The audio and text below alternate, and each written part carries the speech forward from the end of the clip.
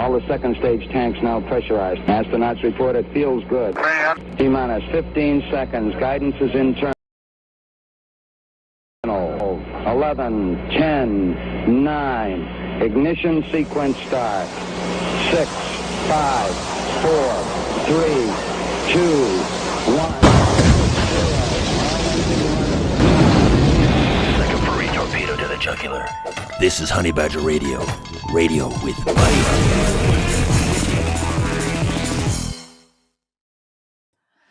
Hello and welcome to HBR Talk 388. Men's humanity terrifies feminists. And of course, in the title, I say feminist, but that's because, I either got to say women or feminist. I can't say women because then YouTube will shaft us. But yeah, men's humanity seems to scare the shit out of women. Totally is the reason why women don't succeed in politics, because you have to be full of shit to succeed in politics. Unless you have the entire country behind you because you're tearing down the entire political establishment. But in any case, that's our show tonight. That's what we're talking about tonight. Men's humanity terrifies women. And women will act like they've been terrorized by it, even though it's just in existence. Like you haven't done anything to them. You just are there by just being. You're just the scariest thing on the planet, especially if you have your own thoughts and feelings. Like that's just, a bridge too far, guys. How dare you? I am your host, Hannah Wallen, here with Nonsense Annihilator Lauren Brooks and the personification of perceptivity, Mike Stevenson. Hello. We have the Doge in charge, Brian Martinez, making sure everything works in the background. Woo-hoo.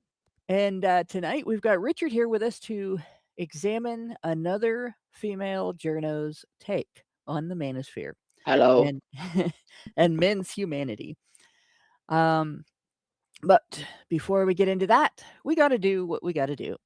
As always, Honeybadger Radio dishes out a smorgasbord of thought-provoking discussions, and as recent and long past experiences have both demonstrated, the provoked thoughts are fighting back.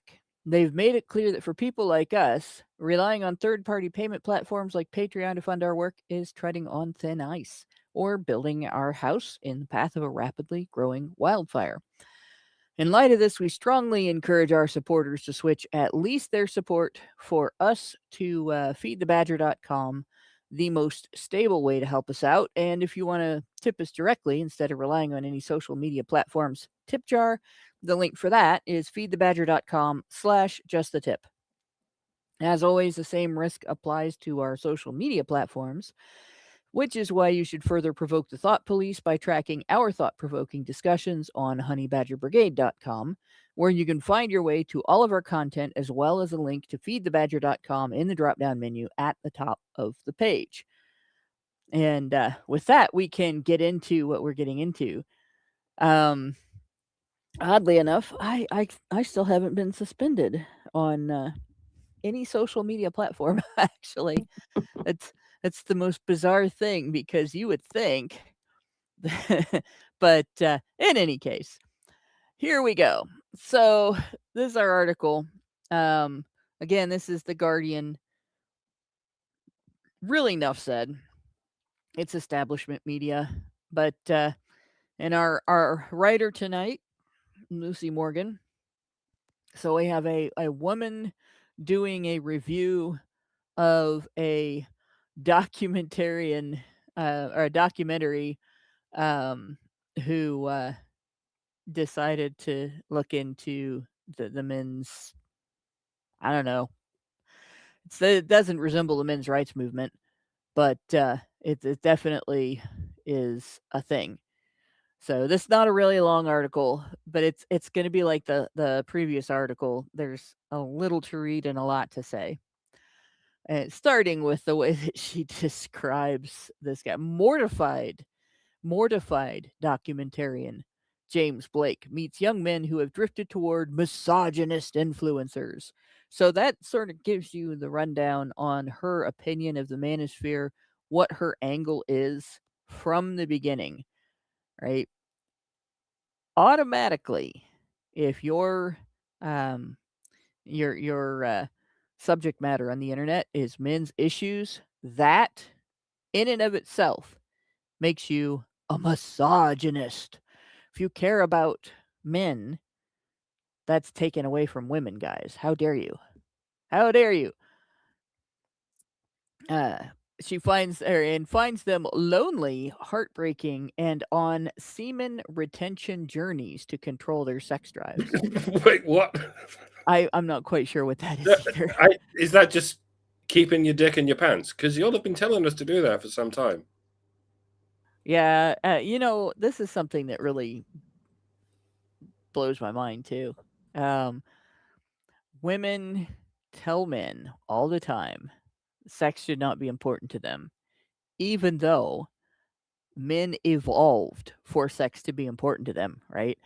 But then when men choose to be celibate, women get mad, especially if men choose to be celibate for something other than my religion tells me I have to do this, right? If it's I'm doing this for me, if I think this is good for me, so this is what I'm going to do, and it's without regard to your interests, that is like the biggest offense against women you can engage in. How dare you have self-interest, and how E- dare you deny Even women sex after we've told you not to pursue them sexually?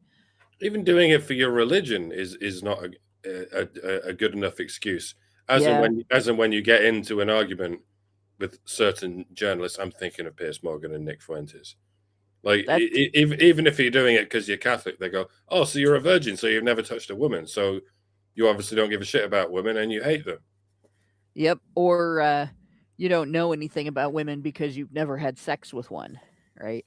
Like you've had no other experiences with women. Only the experience of sex matters, and everything you know should be based on that and not any other thing that you've done with women. It's amazing because if I said that in the context of men's rights, they would call me a misogynist, but they will absolutely treat people that way.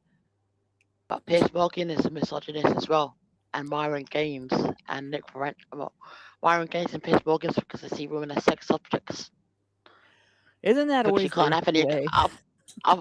other experience than have sex with women. So you can't be like on friendly terms with them or be around them without like them being objects. So Yeah. Well, we could get back into the debate about whether misogyny exists, but of all people, Piers Morgan seems to think that men should stand up when women enter the room, which suggests that he doesn't see them as sex objects. He sees them as royalty, as the judges presiding over everyone's life. I Y'all, guess he if a doesn't bunch swear of in front people of their stand wife. up, if a bunch of people stand up when I enter the room, I'm prone to assuming that they were up to something. Like that's weird behavior. I'm sorry. I'm not royalty, so if somebody does that, like maybe they were talking about me, which go ahead. There's not really much to say. I'm kind of a boring person. I tend to assume it's because I'm emitting some kind of smell, which I often do. There we go. Well, now, if I have baked something, I can guarantee you I would be emitting a smell and people would stand up when I enter the room because they want to go get whatever it was. But that's different. But yeah, I this idea of you're damned if you do, you damned if you don't. It seems to play into every or be connected with everything that feminists and women in general really think about men. It's not just sex drives. If men um, explain things to women, feminists call it mansplaining and pretend that it is condescending, and women already knew that. But then there are all these articles online about how men aren't mentoring women in the workplace anymore, which you kind of told them to stop. So what are they supposed to do? And then the other aspect of that is they're not allowed to be alone with you. All right. They can't be alone with you because you might make a false allegation. And they can't explain anything to you because you might call them a misogynist for telling you something that you feel like you already knew that. You're not listening half the time and you screw things up. Then you say they didn't tell you, but really you were just accusing them of mansplaining. You can't do that in Britain no more. It'll get you in jail to tell a woman to explain stuff to a woman if you're a part of the Green Party. That is anyway. So yeah, that's quite a it's quite a handicap for women. Even if you're just correcting a woman, like if a woman says 2 + 2 = 5, and you say, I believe it's 2 + 2 = 4. Even though that's a very short sentence, that Right. counts as correcting a woman. And if the Green Party gets in, it will be a crime, or one of those non-crime hate incidents, otherwise known as a crime, an arrestable offense. crime. You know. That's a crime. Yeah, if you can get arrested for it, it's a crime. I don't care what they say, right? What if they introduce you under the wrong name? This is George. This is my friend George. No, ma'am. My name is Brad, and I don't know you. But that gets you arrested? Yep. Jeez. So, guys, if a woman doesn't remember your name correctly, you have to change it now in the UK. That's insane. So. But at the same time, if you as a man dead name anyone, guess what happens? Straight to jail right away. No trial, no jury, no nothing. I dead name my trans friend all the time. He gets him mad. It gets him mad. Yeah, because I don't really believe in that stuff. So well, it's very difficult. Yeah, it does make it difficult. But I mean, you have your beliefs, and other people have their beliefs. Like I am a Christian who hangs out with atheists who regularly refer to my religion as me having a pretend friend. So, like, I can get mad, but if I get mad, like, what good does it do? It's not going to change what they believe. I could quit hanging out with them, but I like other things about them, so I'm not going to do that. But my friend could have me arrested if I dead name him. So yeah, that's not right. That's the crazy thing about it. The trans people have more power than I do, and I'm disabled and black. Yeah, that isn't right. Nobody should be able to have you arrested for not believing in something that has not been proved. Right? And part of what makes faith is that you're believing in something that has not been proved. And I think a lot of people would agree that what ideology exists among like the gender mafia now has taken the form of a cultish religion. Like, it's not the same thing as back in the 1980s and the 1970s when strides were being made in gay rights and in the rights of individuals to just be different, whether you were trans, whether you were a nerd, whether you were a gamer, a geek, everybody was learning to just get along with each other. It's something that Gen X did because we had the kind of environment that fostered that. Right? We didn't have a bunch of namby-pamby wusses hovering over us going, you can't talk like that to each other. You can't say that. You can't punch each other in the arm. Noogies are violent. We did like mine when I was growing up. We would box for fun, or for those that didn't really know the rules of boxing, we just would beat the shit out of each other for fun. We had this one game in my neighborhood where we took 1-inch dowel rods and covered them in enough towels that it was kind of like what it would be like if you covered them with like those pool sticks that you use to float, and then just beat the hell out of each other in like a sword fight with it. And that was a game. That was a fun game for us. And it's to this day I have fond memories of doing that and willow tree whip fights where you see who can tolerate the biggest welts and who can dodge the best and who can keep their willow branch intact. Because when you whip it around people like that, it breaks. But stuff like that. We didn't worry about what color you were, or whether one person in the group was a genius and the next person in the group had disabilities, had intellectual disabilities. We didn't know that some of us were autistic. It didn't really matter. Like if you did things a little differently, as long as you found a way to do them that people weren't going to get hurt too much, like more than anybody else would do. That was it. We just we just played really rough together, and Yeah. And we had a good time, and we didn't care if somebody was gender non-conforming or none of that. It didn't matter. And now today it's just the opposite. You have to be different. You have to be what might have been considered a weirdo back in the 60s or 50s.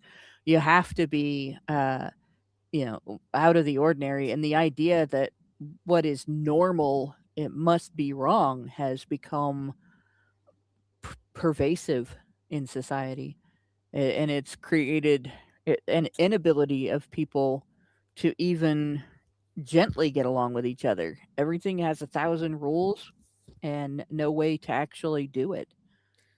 Yeah, men still do that to this day. Like I think even Gen Zs still do that. They don't necessarily fight each other physically, and unless they're doing it in an actual competitive environment, like martial arts or sports or whatever. But yeah, men still take the piss out of each other, like up and down the generations. They're always, as we've often observed, men will take the piss out of each other and not mean it. Women will be really nice to each other and not mean it. And no matter what feminism does, this is never going to change, because feminism is constantly encouraging men. Encouraging is the wrong word, but coercing men into fighting each other, into criticizing each other. But we do it in a sarcastic, playful way, and they can never stop us doing that, because we're always aware that we're doing it in this playful, competitive way. We're not actually trying to destroy each other. We're trying to just keep each other on our toes. And it paradoxically, this will never change, no matter how deep women feminists get their claws into us, because the competition that they're encouraging in us, we can always enact in this productive way.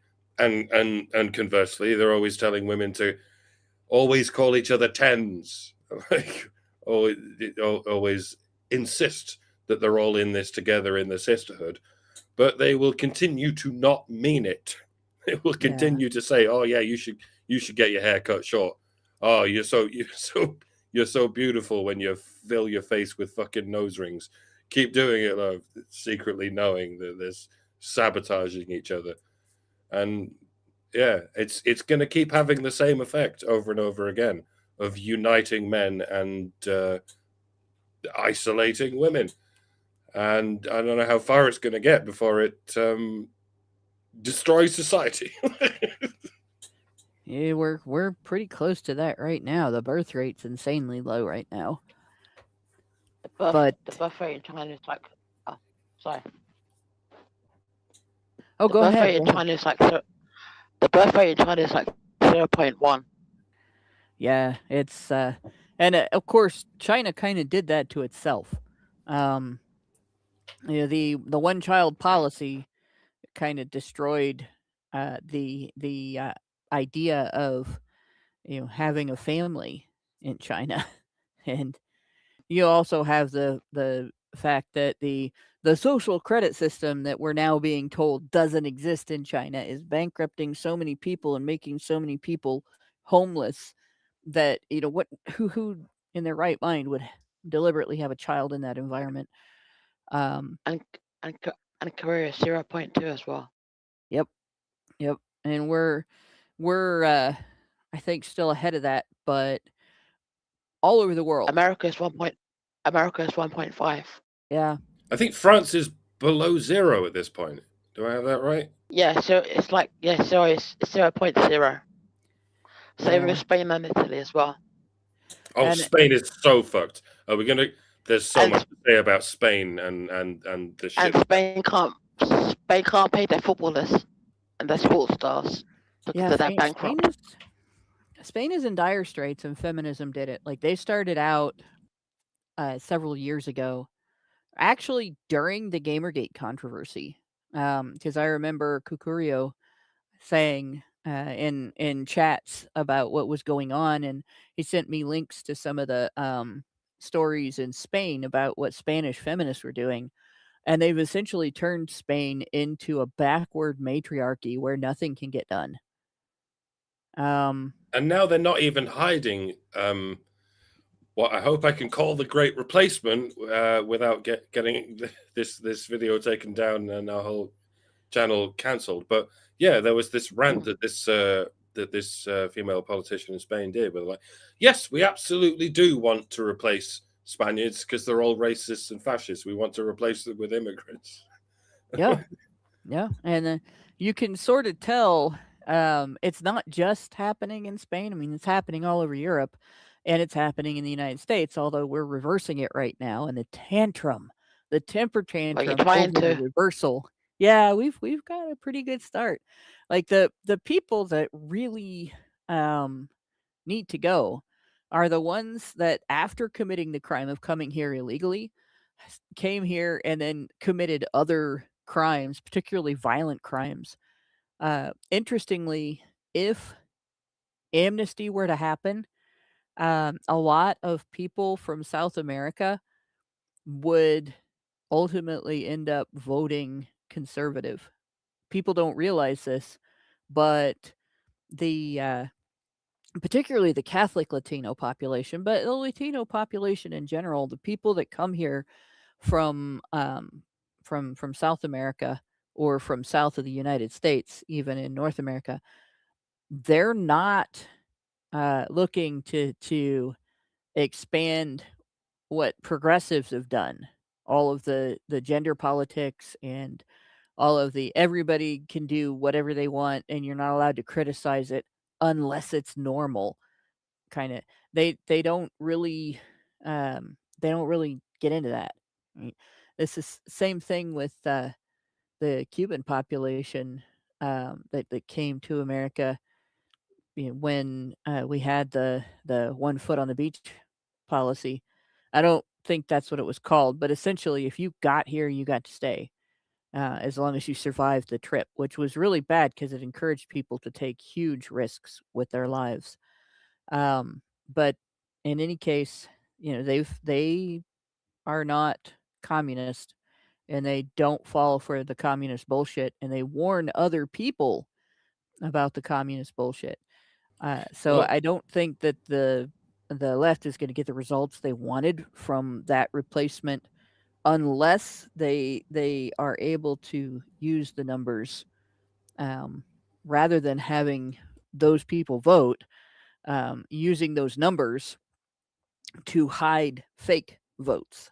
That's the only way that they could actually benefit from this. And the other thing that's happening in the United States that is going to thwart that is it's going to become a lot harder to hide fake votes. We're going with voter ID. The fact that you have to prove you are who you say you are and you are eligible to vote in order to actually vote in the election. And that with that happening, it will become completely useless to the left to bring in any illegal immigrants. And I think things will change dramatically. They'll either have to stop, or they'll want it because They'll want it because they still want the slave trade that happens across the southern border. And it's a pretty big slave trade. And it's mostly there is a sex slave trade, but it's mostly labor and it's mostly male. And they get treated very badly. Besides the fact that they're being enslaved. They're they're being kept in horrible conditions. They're being terrorized by the people who are trading them, and they're being lied to. They're being injured. They're being beaten. They're being everything that has always happened to slaves is happening to them, and people Although don't even realize it. That's the only other reason for the left to really want illegal immigration. do bear in mind there's essentially two kinds of people who leave these South American countries. It's people who leave of their own accord because they hate the communism they're escaping, and there are some criminals who are simply shunted out of the country in the direction of America because they're criminals. These are very often just leftists who are absolutely on board with communism, but because they're such repeat violent criminals, Venezuela in particular, I'm thinking of, they just go, no, fuck off out of the country and go in the direction of America, where you can destroy them because they are our enemies and we hate them and we want to destroy them. A large proportion of the Venezuelan diaspora in the United States is such people for whom, frankly, Venezuela wasn't communist enough, and it was fortunate for them that they were shunted off in the direction of the United States, so they can take over large apartment complexes. Yeah. And frankly, I don't really care, Margaret. Right. They can do all kinds of things. But the bottom line is when you look at how it's actually going to affect the election versus what the liberals think, I hate the term liberal for this because liberalism is can't we all just get along, and what's going on now is how dare you all just get along. But they're not getting what they want out of them. They're not getting the votes they want. They're not getting the results they want. We're even changing things so that the census only counts citizens as citizens. So they're not even going to be able to use the numbers to fake population size in a particular area, because your representatives should only be representing citizens, not people from other countries who aren't supposed to be here. So it's going to be interesting to see how things pan out. I have a feeling that if things improve the way that I think they're going to improve in the U.S., our birth rate will go up.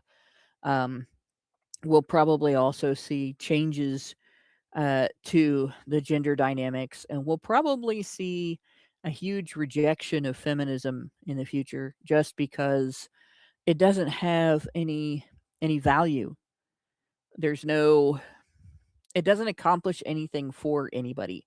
It harms everybody, and it just happens to harm men deliberately, whereas it's harming women accidentally, and it harms men significantly more than it does women, and it fools women into thinking it's helping them for a little while here and there, until you realize that it's actually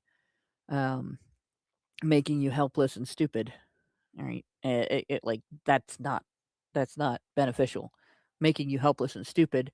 If that was beneficial, everybody would just be drunk all the time, like completely drunk off their ass so they can't move. But it doesn't work that way. So there you go.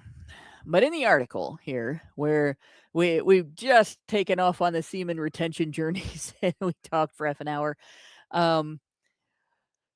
here she goes. And the way that this woman words things, I'm just gonna, well, you'll see.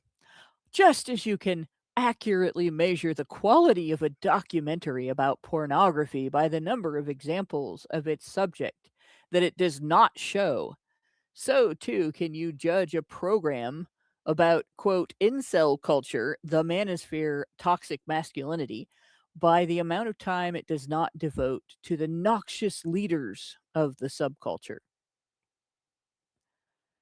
Like, talk about poisoning the waters. This is a woman writing for other women, and she just, without any logic or reason or any other like connecting factor, she just equated the men's rights movement and porn. Like, all of a sudden now they're the same thing, and you should hate them for the same reasons. That's kind of genius, I Porn guess. is banned. Porn is banned in the UK anyway, so you can't view porn in the UK anymore. Really? That's kind of dumb. I mean, it's difficult to get hold of it. Yes. Unless you have a VPN. Yeah. Yeah. And two hard drives worth of it. That's insane.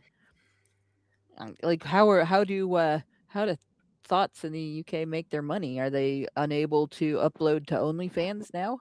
OnlyFans doesn't count as porn. It's empowering to women. It's not. Yeah. Technically, OnlyFans is a paid Instagram. I see. Technically. I see. That's hilarious. Well, and then she didn't stop there with the comparison either. But she poisoning the water here. Besides the porn thing, she basically decided that these three things are all the same thing: incel culture, the manosphere, and toxic masculinity. Right?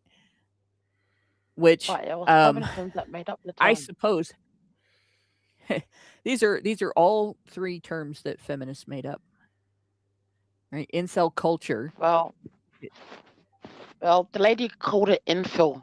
It wasn't called incel till later on. Yeah. But having a culture, having a culture, the idea of incels having a particular culture, which, I mean, every subgroup of people does. You could say, like, gamer culture, crochet culture, whatever. If you bond over something. Sewing culture. Yeah, sewing culture. You would. I suppose people who play marbles have a culture. You would think the female equivalent of incel culture would be. I mean, it's often called femcel culture. I mean, it's generally not called anything, because when you look to, is there a culture of women who can't get laid, and so they go on this crazy, hateful tirade against men? Well, yeah, that's called feminism. Yeah. But it's kind of funny how incel culture is being equivocated with pornography of women who can get all the sex in the world and get paid millions of fucking dollars for it, and somehow that's the equivalent.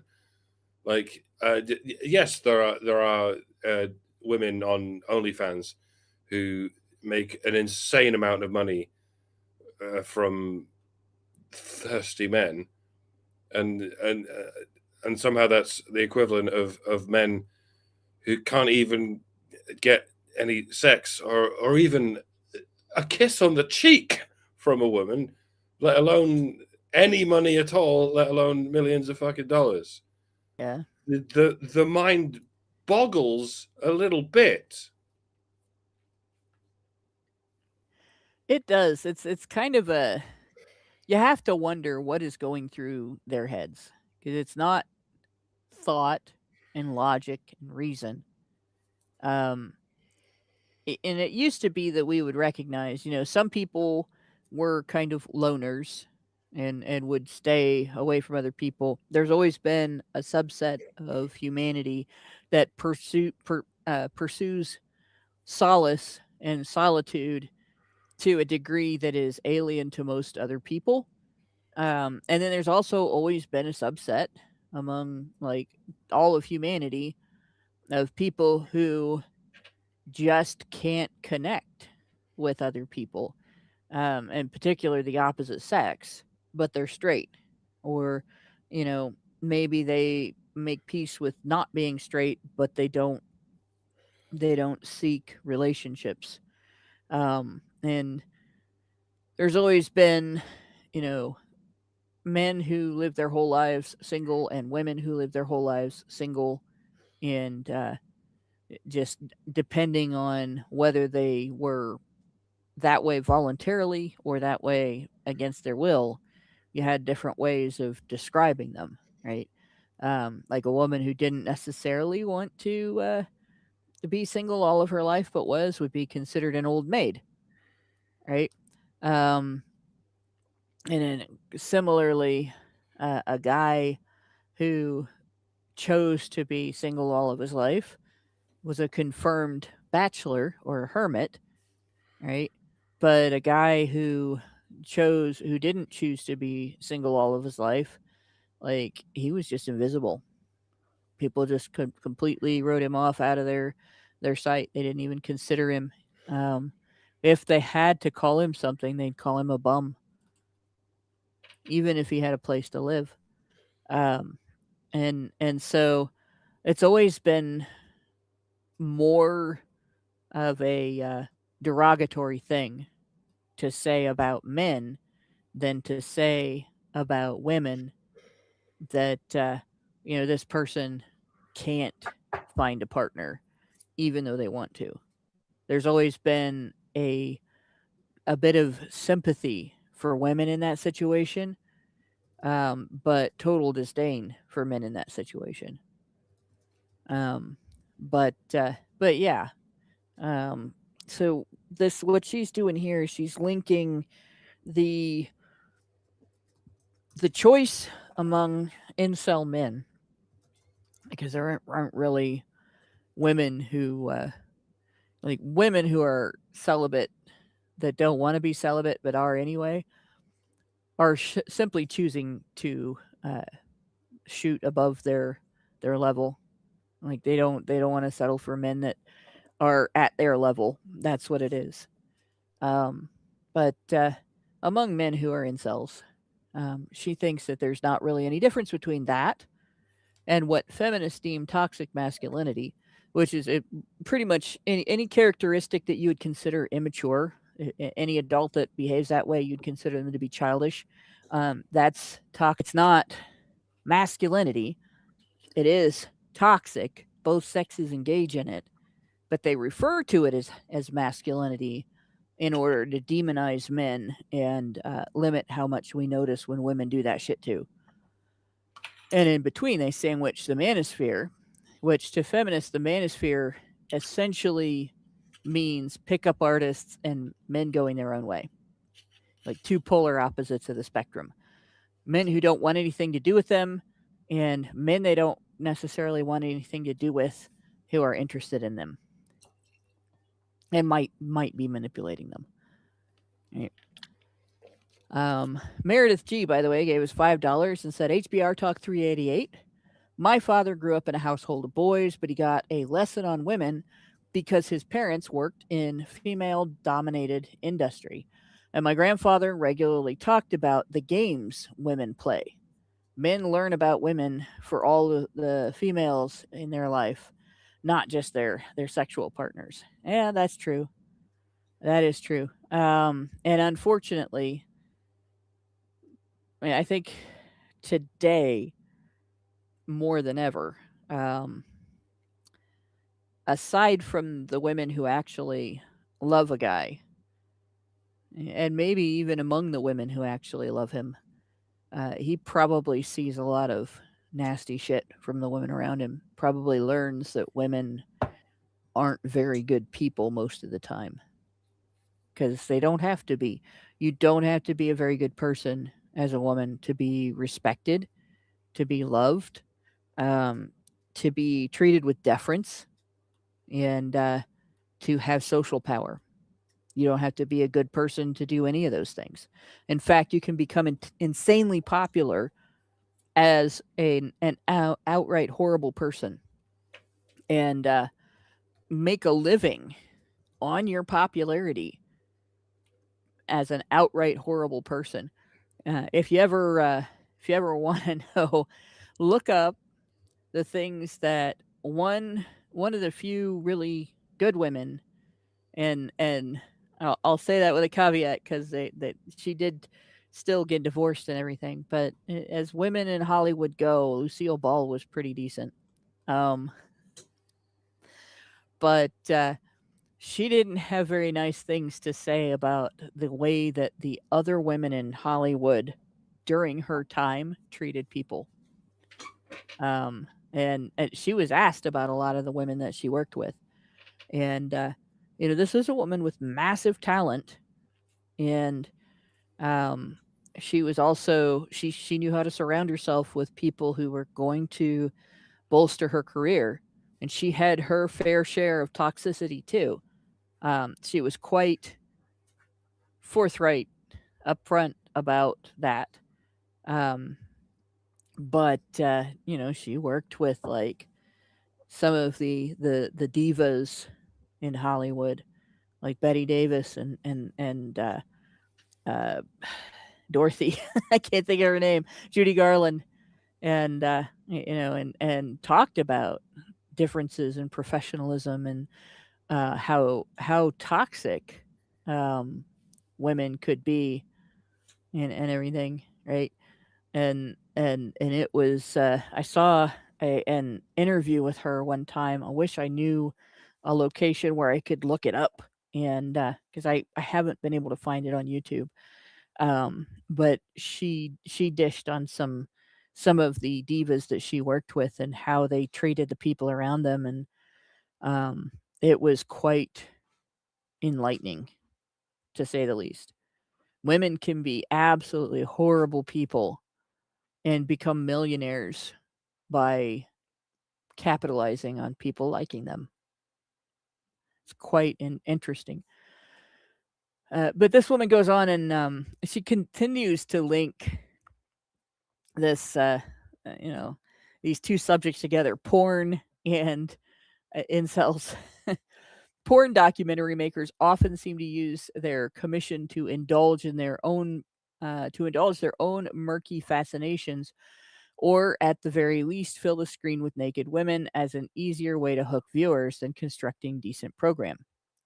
Similarly, stuffing any program with footage of the poster boys' diatribes, generally about pussies, female metonymically, males metaphorically, power, and the need for men to wield one over the other, is a titillating opportunity and an easy shortcut to engagement. So what she's basically saying here is your documentary is bad if you show the people that it's about talking about the beliefs that you're documenting and being themselves on camera. If you're trying to make a documentary about men, you should talk about them and not show them. Like that's quite a view there.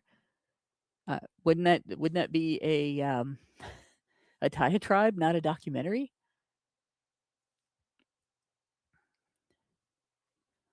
Yes. Like it just blows my mind. Like, oh, don't show people what these people are really like. Just tell them your opinions. Feminists like to control the frame more than they like to admit. Belfast broadcaster James Blake admirably avoids this trap in his hour-long film Men of the Manosphere.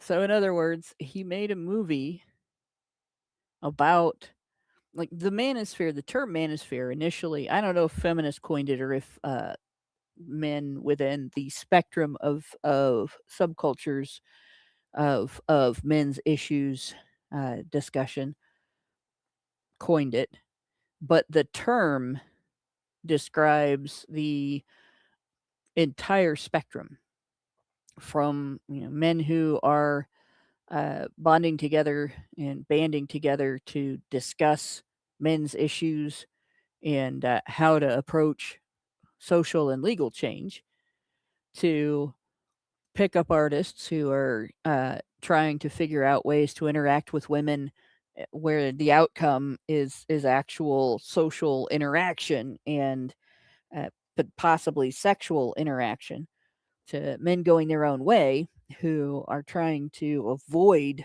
too much interaction with women because they don't want to get treated badly, falsely accused.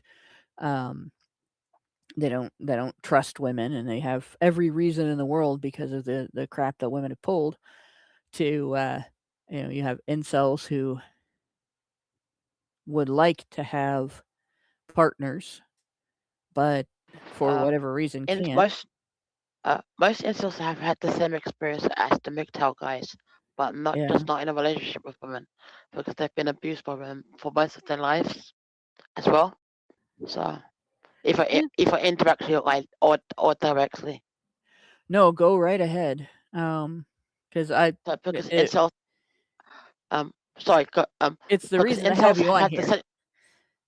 Incels have had the same experience as MGTOWs, but just not the relationship side of it. But because they've been abused by women their entire lives, they want a relationship, but they don't want a relationship because they've been abused. They kind of worry about women as well. So yeah, they pretty much have had the same experiences as MGTOWs. That's fair. At this point, the more I interact with women on the internet who are feminist or gynocentric, I should say, or gynocentric or even feminist gynocentrism, because they're all gynocentrists. But the more I interact with that, the more I realize, men have a lot to be concerned about. Men have a lot to be afraid of, and it's not just things like false accusations. Women make really stupid decisions, and men are the ones who have to clean up the mess. They're the ones who handle the fallout.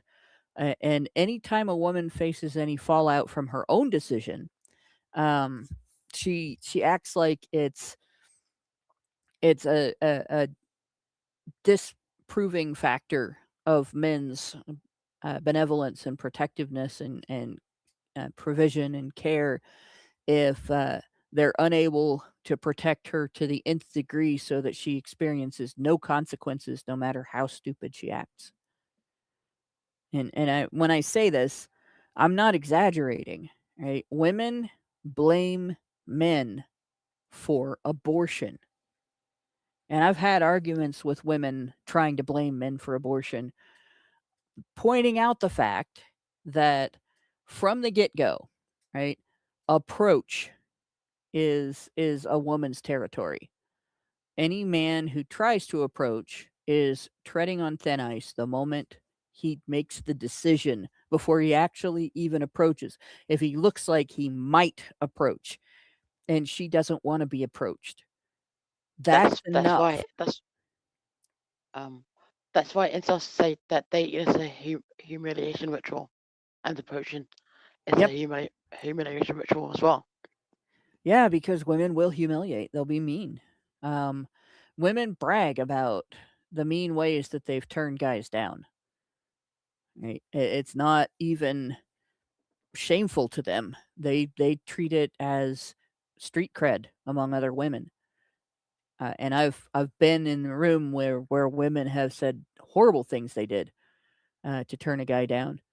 And like there's the classic throwing a drink in his face, but there's worse. And so just approach is a woman's territory, and everything after that, the woman has full decision making in a consensual circumstance. Anything where the reason that she conceives a child isn't rape, one way or another, which is, most interactions are not rape. She can say no at any time, and it is socially expected that he'll back off, and it is legally mandated that he back off. And if she chooses to enforce that legal mandate, he has no defense. If he's chosen to not back off, even if nothing he did was harmful. If a guy says hello to a woman in the line at a grocery store and she says, "Leave me alone," if he so much as says, "Okay," he hasn't left her alone, and she can, this guy's harassing me over here. I asked him to stop talking to me and he said something else. Right? That's it's pretty strong power right there. So if she gets all the way from being near a guy to conceiving a child, she has already decided to accept his approach. She has already decided to accept his companionship. She has already decided to accept being alone with him, hopefully.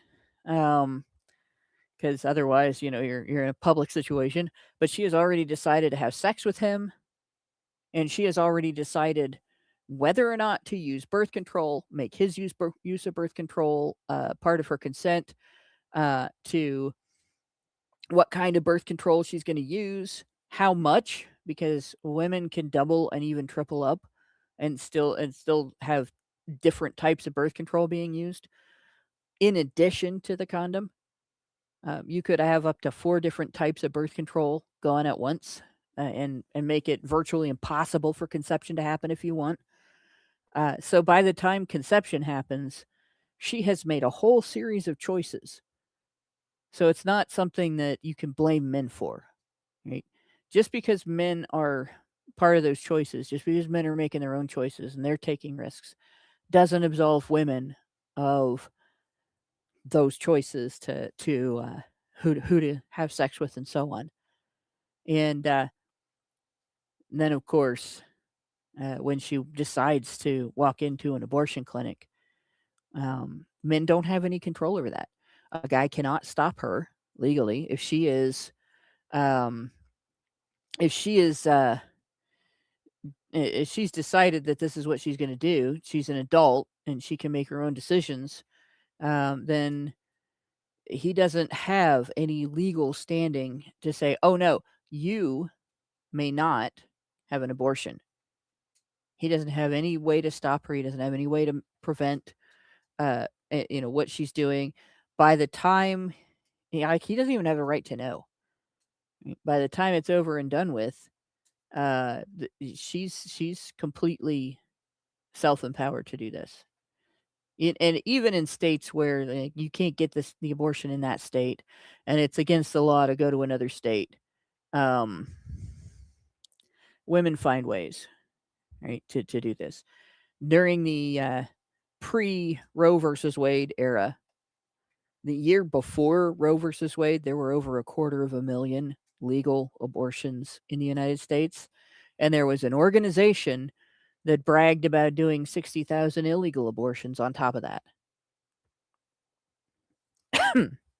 So yeah, the manosphere is really just, broadly means anyone who rejects this humiliation ritual we were talking about just now. And this humiliation ritual has always existed for as long as women have had this ability to humiliate men, and indeed boys, from the earliest possible age. And in a way, it kind of means the same thing as patriarchy. Throughout most of human history, men have been able to reject this humiliation ritual because they just had this this natural self-interest and this natural social interest to avoid this. I'm going to go ahead and call it toxic femininity. it's pretty toxic. It's and it's only in the last couple of centuries that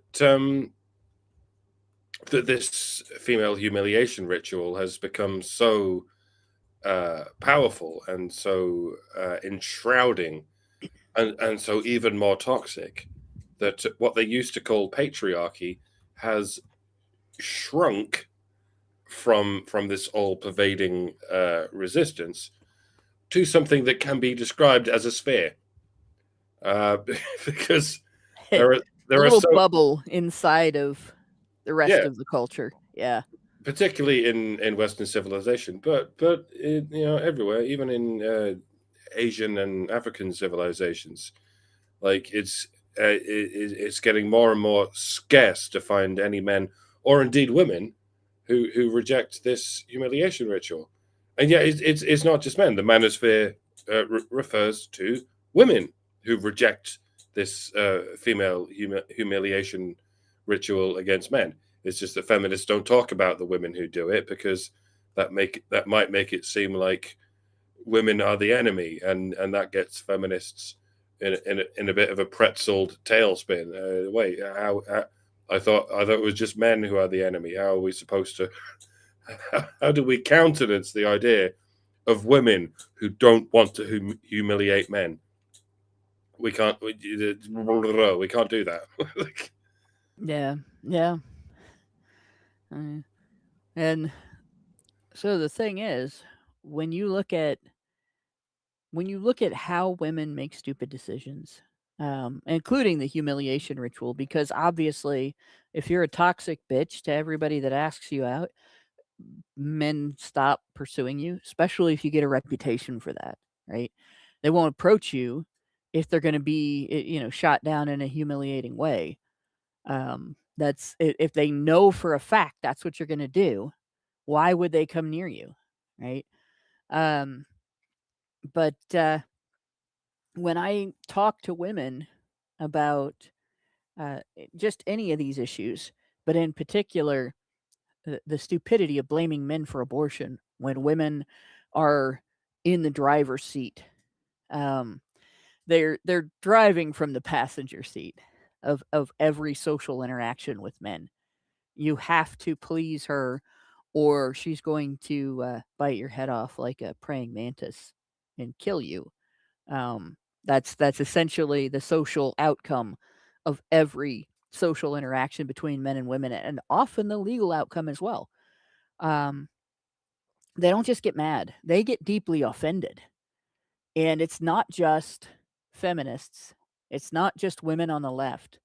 I had an argument with a right-wing woman, not too long ago, that she went so far as to, as a medical professional, state a medical diagnosis that she wasn't qualified to make. That claimed that I have borderline personality disorder because I pointed out that what women are demanding when they demand that men control abortion, knowing that women will go get illegal abortions if it's just made illegal, is some sort of guardianship in which men watch everything women do and supervise everything women do and control everything women do in order to keep them from killing their babies. What they're saying is that women are so toxic, so murderous, so careless of others' humanity, so selfish, and so childish that they need men to babysit them everywhere, all the time,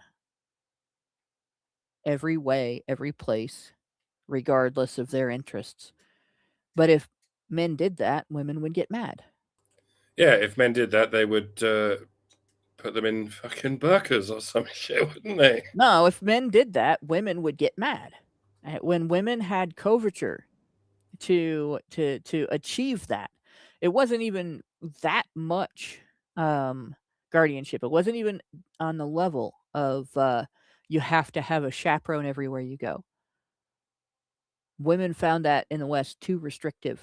They complained and they filed lawsuits and did other legal maneuvering until they eliminated every law in the spectrum of laws or matrix of laws that created the web of coverture.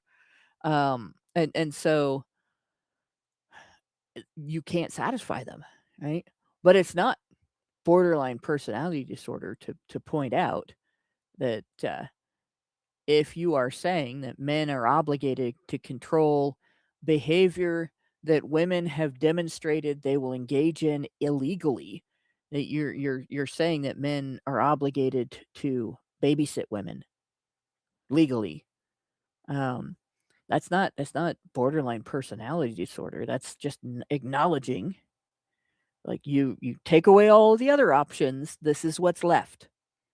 Right? Men can't and they can't forcibly stop women from aborting without using force. You can't forcibly do something without using force. It doesn't work. It's borderline personality disorder sufferers accusing other people of what they do. It's like a narcissist's favorite thing to do is to accuse other people of narcissism. It's projection. It's one of the main symptoms of cluster B in general, really. It is. But it's also women's first recourse, right? Like you must be crazy if you want to hold women accountable for their own choices instead of blaming men. And you must be really crazy if you follow the logic of blaming men to its most rational endpoint. You've eliminated, obviously, laws don't stop women from having abortions. So passing laws is not an option, right? Teaching girls to be better than that growing up isn't an option because it doesn't change what they do. But controlling them by making sure that they don't go anywhere without a man to decide what they can and can't do, that would stop them. That's the only thing that would actually stop women from choosing to have abortions. It wouldn't stop all abortions because there are still some men who are perfectly okay with abortion, but it would stop women from having them, from choosing to have them. After that, all abortions would be the man's choice. By the way, we did get a super chat from Senior Sticks 3011, who gave us $2 and said the one-child policy kind of worked. Yeah, it did reduce the growth of the population, didn't it? And it might actually be reducing the population. Then he says, when is HBR Con? That I would love to see. I suppose we could say it was in 2019. It was a men's issues conference that we hosted. But it would be awesome to get to do another one. I say this when most of the work that I did was at the conference, the preparatory work, the organization and all that was not me. But we'll see. That's the kind of question you got to pose in a stream where Allison is on the stream, so that she has to answer that question because she's going to be the one that does all that background work. She'd be doing the majority of the organizing and stuff like that. Unless you want to hold it in Dayton, Ohio, then you might be able to rope me into a lot of legwork because I live here. But let's get on with this bog that she calls an article, right? So again, remember, this woman has said to do a documentary about a group of people, don't show them, only talk about them, right? And she's pleased that this documentarian has avoided giving too much airtime to the actual subject he's covering. It has snippets of the loudest, vilest voices doing their loudest, vilest thing, telling young, disaffected, vulnerable men what they want to hear, that the problems in their lives are the fault of women, feminism, woke society, beta men, and anyone who is not full of ambition, independent spirit, and willing to subscribe to the influencer's latest course on how to be a successful man. Tell me you're talking about Andrew Tate without telling me you're talking about Andrew Tate. Which, that's how they do describe him. incels tend to mock those courses a lot, so we don't You really should. we don't prescribe those courses, so we tend to mock them like a lot. So, and incels don't really like Andrew Tate, and Andrew Tate don't really like incels. So Well, that's fitting too, because he has an image of being exactly the polar opposite, right? He's almost, I wouldn't say pickup artist, but more of like a pimp. And he has that pimp but image that he's trying to project. but every photo he's with around women, he seems like every photo that he's with around women, he seems like he doesn't want to be there. It seems like he's gay, allegedly. Allegedly, yeah. Yeah. It's always possible. But I mean, it might have something to do with the company that he keeps. It just depends. I mean, not that professionally sexy women can not be personable, but a They can be lot of very them do annoying, look down on men. and they can be very annoying at sometimes. So Yeah. Yep. It just depends on how good they are at the social end of their job and what kind of people they really are. Um, like we have had individuals here that seem to do better than that most of the time. They have their limits. Everybody always has their limits, but if they find that you don't really like women, they will yeah, not talk to you again. But yeah. Well, because most you women, might not be because most women exploitable. talk bad about men, and they're still with men. But if a man talks bad about women, no woman will go near him. Right, right. You can't manipulate a guy that sees through your shit. Right. So then, why would you waste your time? That's why. Yeah. I've run into that too. Believe it or not, I've had women get pissed off at me for that when I point out, like if you're gonna act like this, why would a guy want to be around you? The next thing I know, I'm blocked. So I've even been blocked by other anti-feminist women for that, pointing out that guys don't have any more obligation to put up with that bullshit than women do. I was blocked, and she gave me back my money. Oh gosh, wow. For the month I was subscribed to her Patreon, she gave me my money back, and she blocked me on everything. Wow, yeah, you touched a nerve. But yeah, so they're clearly only the article here. The author is clearly only concerned with one influencer. Maybe also other pickup artist influencers. But she really isn't But the talking thing about. is, She's definitely not but, talking about Dr. Warren Farrell here. but the thing is, the left had Warren Farrell and Jordan Peterson, but they rejected those, and they came up with Andrew Tate. Yep. They had plenty of opportunities to listen, right? And even if they wouldn't listen when mild mannered men, like those two, gently told them, these problems exist and they're not going to go away. And if you let them fester, they're going to get ugly. And it's important to both sexes to do something about this before that happens, right? That was a really gentle, non-judgmental message. Neither one of them has ever had terrible things to say about women. I've said significantly worse things about women than either of those men has ever said. And yet they are demonized, both of them, on levels that I couldn't ever reach. Not that I necessarily want to. I want people to think about these issues from a standpoint of how can we create a social and legal environment in the world where men and women can thrive together. But feminists don't like that. Kentucky.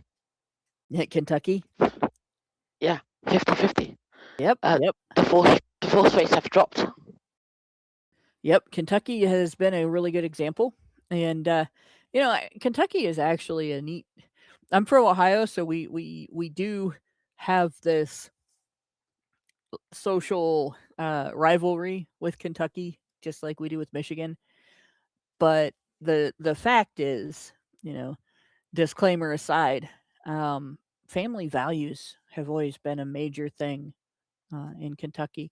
You value your neighbors, and when I say family values, I'm not talking about something some preacher said on the radio, but I'm talking about you need each other because you're in circumstances where you don't have necessarily anybody else. Right? The more you get into the rural areas of Kentucky, the more people rely on each other, the more people take care of each other, and the more extended family becomes important in the lives of each family member. And the more your neighbors, your neighbors, and you watch out for each other. If like the recent weather problems that have happened, just like in the Carolinas, just like in in the South, when the Cajun Navy began responding to hurricane victims in other states. This is the way that rural America and Southern America, when you combine those two factors, and you get a very strong unity among the local people. And I mean, it's not absent in the North. It's not absent in the West.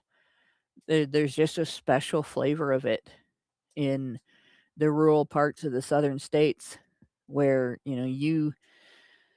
if something bad happens, you are out checking on your neighbors. You are out making sure as many people are okay as possible and doing something about it if they're not, because nobody else will.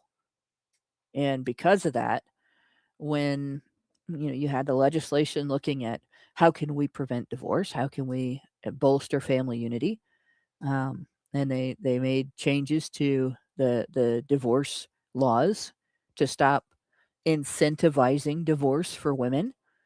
That significantly reduced the divorce rate, and I think it would everywhere else too. But yeah, you had But women are fighting to not have Kentucky happen in all 49 states. right. They don't want the other 49 states to go that way.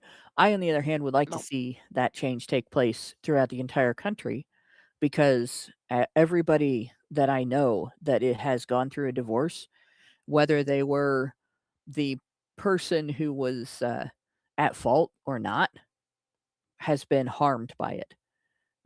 People who are at fault are shooting themselves in the foot, and then they're also taking out their partner.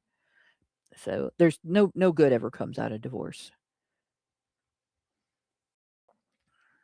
But even in abusive situations, the escape might be a silver lining, but it comes with a whole lot of shit to deal with.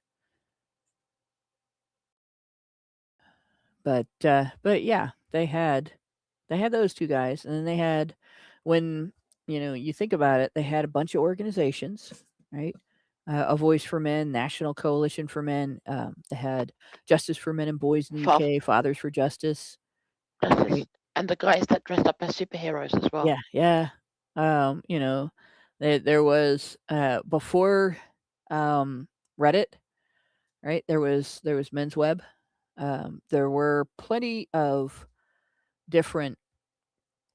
There was the 10 Men blog. There were plenty of different places to find, a voiceformen.com, information about what men are going through and how it's affecting them and how it's changing them, and how it's changing their relationship with women, and what's happening to families, and what the high rates of male suicide are coming from.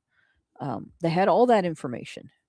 Like, I don't feel sorry for them at all if they're mad about Andrew Tate. Tate is standing on the shoulders of intellectual giants, and he's still just some guy on the internet.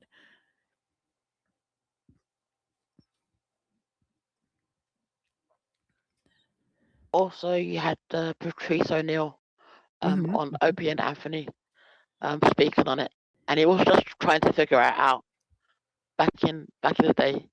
He said so back in the early 2000s, he had a show called Black Phillip. You can find all the episodes on YouTube. There are like 11 of them or 12, and he's saying the same stuff that people are saying. Like, he's saying the same stuff that people are regurgitating today. Yeah. The stuff's it's been talked about for a long time. See who I'm looking at here. This is Nay Imna 9677 pointed out Ernest Belfort Bax and Esther Villar were early MRAs.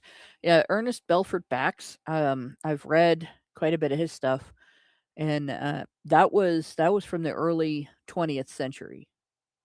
Both wrote books, both fiery anti-feminists, and these problems existed back then. They've existed prior to then. If you ever read the play The Taming of the Shrew, you'll see what I mean. And Ross Jeffries as well. Yep. So they had Tom Likas. Yep. Oh yeah. Like, oh well, Tommy Sotomayor. I also talked about this, and in particular talked about the racial aspect of it. You had he said black people of the canaries in the coal mine. Of the family court. Yeah. Oh, and a lot of different things. My phone's listening to me because on my YouTube page it came up the manosphere on Wikipedia for some reason. Ah, that's interesting. That is excellent. Can I read the definition? Sure. The manosphere is a thorough collection of websites, blogs, and online forums promoting masculinity, misogyny, and opposition of feminism. Communities within the manosphere include men's rights, incels, that's me, men going their own way, pickup artists, and fathers' rights groups. Farmers' rights group. Oh, fathers' rights groups. Okay, yeah. Yeah. Sorry. It's okay. Why the specifics of each group's beliefs sometimes conflict, they're generally united in the belief that society is biased against men due to the influence of feminism, and the feminists promote misandry. I mean, where's the lie? Well, the first thing is, if misogyny means opposition to feminism, then I can confirm misogyny exists. There you go. And that came up on my YouTube main page for some reason. That's weird. For starters, the one thing they get wrong is that it's feminism that has caused the bias against men in society. That's been around for long before feminism. Gynocentrism is about 6 centuries old and predates feminism by 4 centuries. In the West, at least. And Joss Steely thinks is doing a victory lap for some reason. Who is doing a victory lap? Joss Steely thinks Pell, she's doing a victory lap. Oh, okay. Pell, because of the Schweifer thing.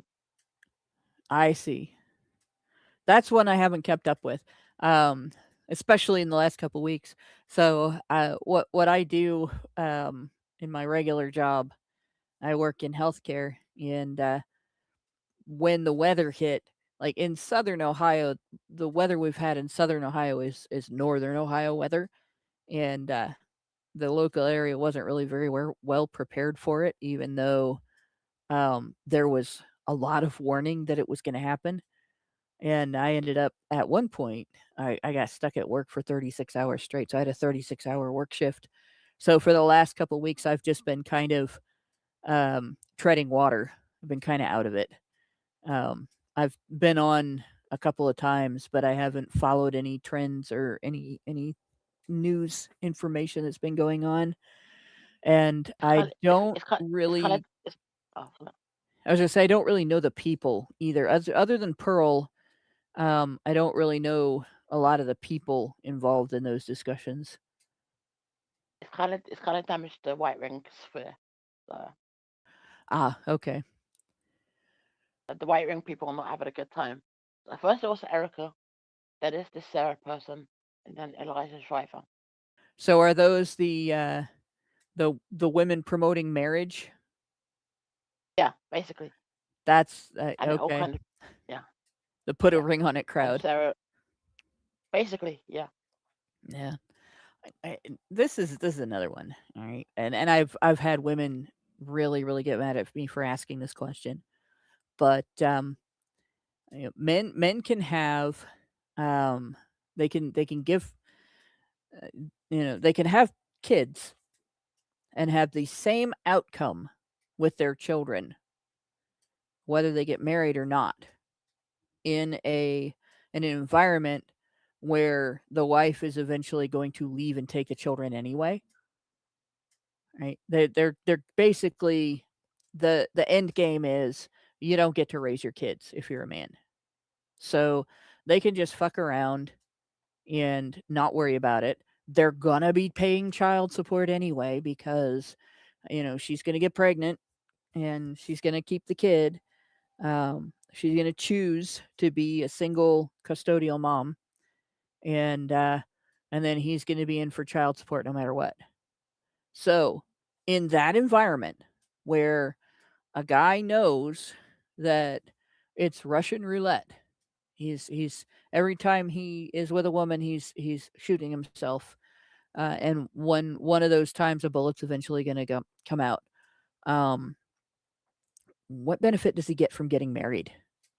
What protection does marriage offer him? Because I haven't identified one. Like the closest I can get is that in some states, his ability to be shafted by the family court system after pursuing custody is increased if he's married and decreased if he's not married because he might not get the opportunity to initiate that battle in the first place. But I don't see, I've been tried seeing a benefit. I just don't.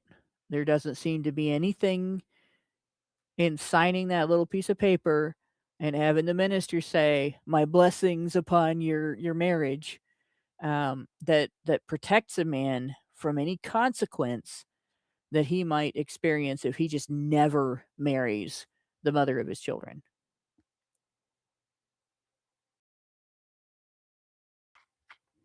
But then they But all complain that you haven't put a ring on it yet, so you can't win. yeah, well, and they'll be like, "So you're And not plus you married?" got Well, yeah, I got married, but I meant it. We've and been plus you married got common law for marriage as well. yeah, like we stayed married our whole lives. We we raised our kids together. We've got a grandkid. We aren't. I'm not leaving. That'd be bullshit. And but I get that from everyone. Whoa, what? So you don't believe in marriage? So you're not married? No, I don't believe that marriage, that the government protects marriage enough that there's any reason for a man to marry you. A man shouldn't expect the government to protect him from being divorced, being shafted, being run over by the court system because he signed that little piece of paper. Marriage It should doesn't be give him anything. Marriage should be a covenant under whatsoever you both believe in. Now, this worked long before the government existed because it was a covenant before God, and this worked when everyone believed in a god, some kind of god. It worked much better under God than it ever did before the government, because it's something you both believe in and you both agree as to what it is. But it's tough to agree with what the government is because it keeps changing its rules all the fucking time. Like marriage as an institution is a good idea as long as you can find some kind of higher power that you both believe in and are willing to trust, and dare I say, serve. And yeah, if we can find something that men and women can both believe in and both trust and both serve, then by all means we should get married, and we can still do that. We can still have a ceremony in which we entrust our future to whatever higher power we both believe in. But it's not the government, and it's never going to be the government because it's a crock of shit and a hive of scum and villainy. Like this is what so many of these fucking fake tradcons keep falling for. They just think, well, just get married, just sign your life and your relationship together over to the government, and everything's just going to work out. Because if you don't do that, then something, and that's all it's ever been. No, you can get married. I mean, Lauren and I like to consider ourselves as married. I'll happily call her my wife, and she'll happily call me her husband. But we don't need the government to fucking endorse our relationship. And if that means technically we're not wives and husbands, then fuck the technicality. I mean, if that's the only way that I can migrate to the USA, then okay, fine. But that's still a shite state of affairs. Like, yep. Men and women Uncle should be. Sam worms his way into an invitation into your marriage, in the most heinous of ways, right? Well, you can't have unity in your family if you don't invite in this needy relative.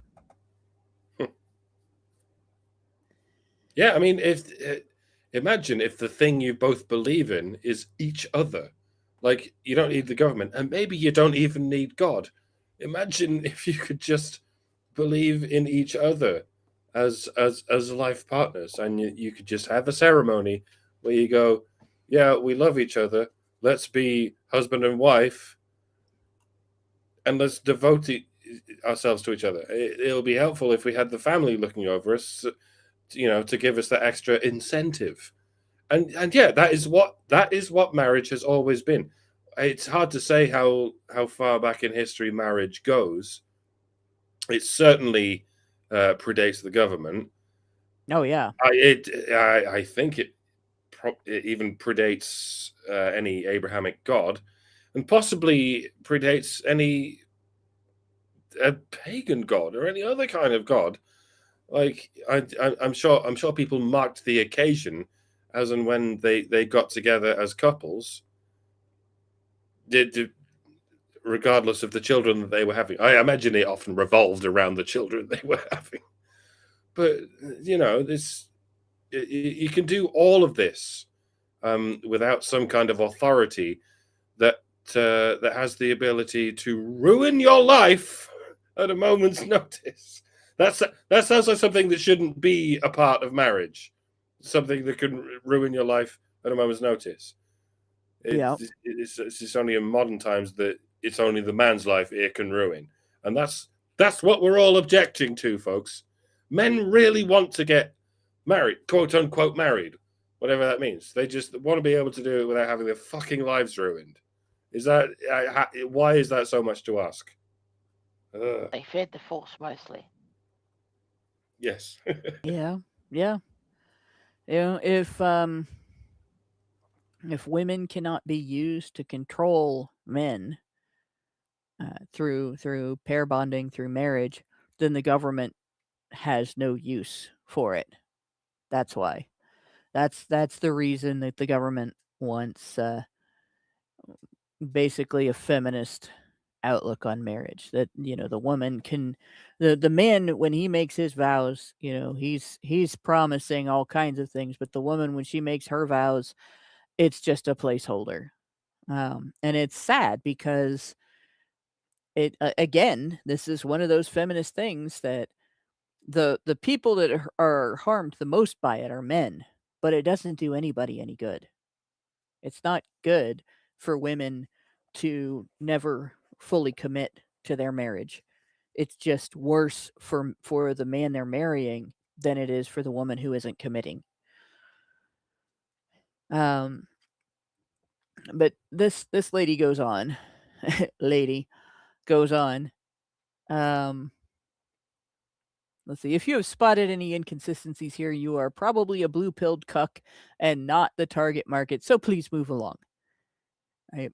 She has just described all of the various aspects of the men's rights, the men's right issues discussion, all of the various elements of men's issues, as if only pickup artistry and the creation of porn and the existence of men who are involuntarily celibate matters.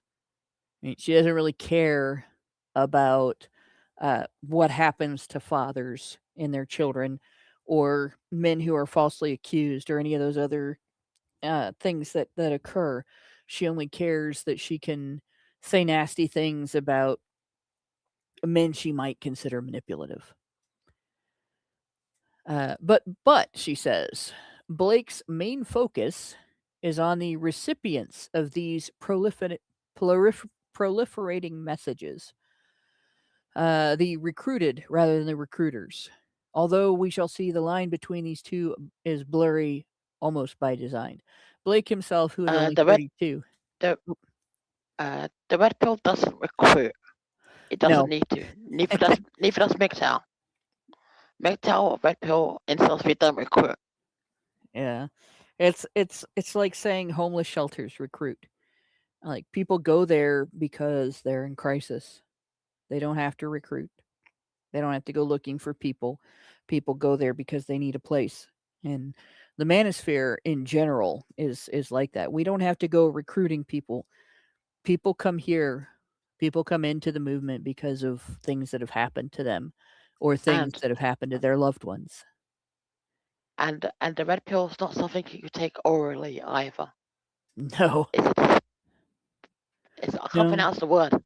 It usually comes in the form of a giant suppository that you weren't looking for. That's the word I'm trying to pronounce. You can freebase it if you're brave enough. No. Smoke it up into you in a fucking crack pipe if absolutely necessary. Yeah. Yeah, but most men, when they get red pilled, it goes in the other end.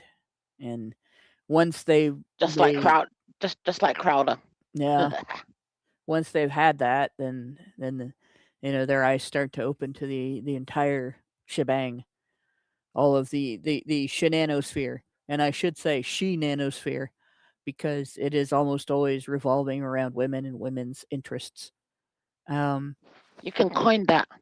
There you go, the she-nanosphere. You can trademark it. I should. And it's fitting, right? Because shenanigans, but also nano being small, and these women are, if nothing else, nano-brained. Blake himself, who was only 32, drifted toward the brutal comforts. That's called an oxymoron. Brutal comforts offered by the manosphere a few years ago after the breakup of a 5-year relationship that he had expected to end in marriage and a family. Oh man, he was lucky. Dodged a bullet there. It didn't happen after the family had been created. It happened before the family had been created. That's good. At one point in the program, he scrolls back through the material he was looking at and reposting to his followers at the time, and is mortified by what he finds. Of course. And this happens occasionally to guys who are I don't know, they go through an experience, they get red pilled, and then they get together with a woman and she disapproves of their knowledge. That, some women are absolute bitches, absolutely evil, just like some men are absolute dicks. They're absolute assholes. And when women are like that, they get away with it. When men are subjected to behavior from women who are like that, they don't have the same recourse that women have when we're subjected to the behavior of men who are like that. We have all kinds of recourse. But men get treated like it's their fault, right? So a guy gets into a relationship, and this time he doesn't want to have that end. Then he disavows everything he ever learned the last time that a woman shafted him. Mm. He pretends the shenanigans have become invisible again.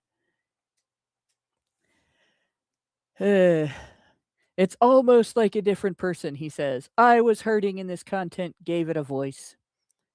Oh, you mean somebody did something bad to you and that person was a woman and you talked about it? Gee, how terrible. His journey into the manosphere was relatively brief, and then he came to his senses. Do you see how she's phrasing that? How dare you notice? How dare you see that the Femperor has no compassion? The noticing will continue till morale improves. Yes, the noticing will continue. But yeah, you're not allowed to notice. It's the original sin is noticing.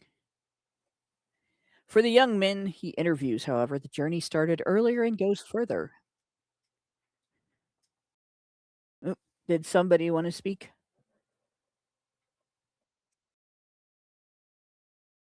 Yay! Oh, Hello. that's fun. It's everywhere that the weather's been bad, it's been like that. My nose is off the charts right now, and there's not even a good reason for it. Yeah, that's good. So here we're going to get to hear about these men. All right. 16-year-old Sam. So he's interviewed this underage kid. Has been involved with the manosphere since he was 13. He is a paying subscriber to one influencer in particular. He changed my life. He taught me how to grow up. Whose online success he hopes to emulate when he has learned enough. I bet that's Tate. His own first TikTok video 2 years ago resulted in a huge amount of bullying at school. Since then, he has taken further refuge online. I don't have any friends in real life anymore, he says.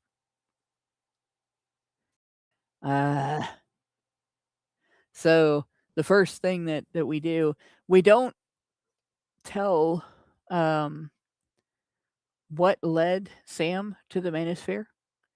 Apparently, you can't point out what was Sam experiencing that caused him to go looking for role models on the internet. What was Sam going through that what he saw resonated with him? You can't have any compassion for Sam. You just hear that an influencer changed his life and taught him how to grow up. Now, if a girl said that about any number of female influencers who are feminist online, even if that influencer is the most toxic, man-hating pig on the internet. And it's a toss-up between several prominent feminists who that might be. Julie Bindel holds a pretty solid place, at least in the top 3 there, though.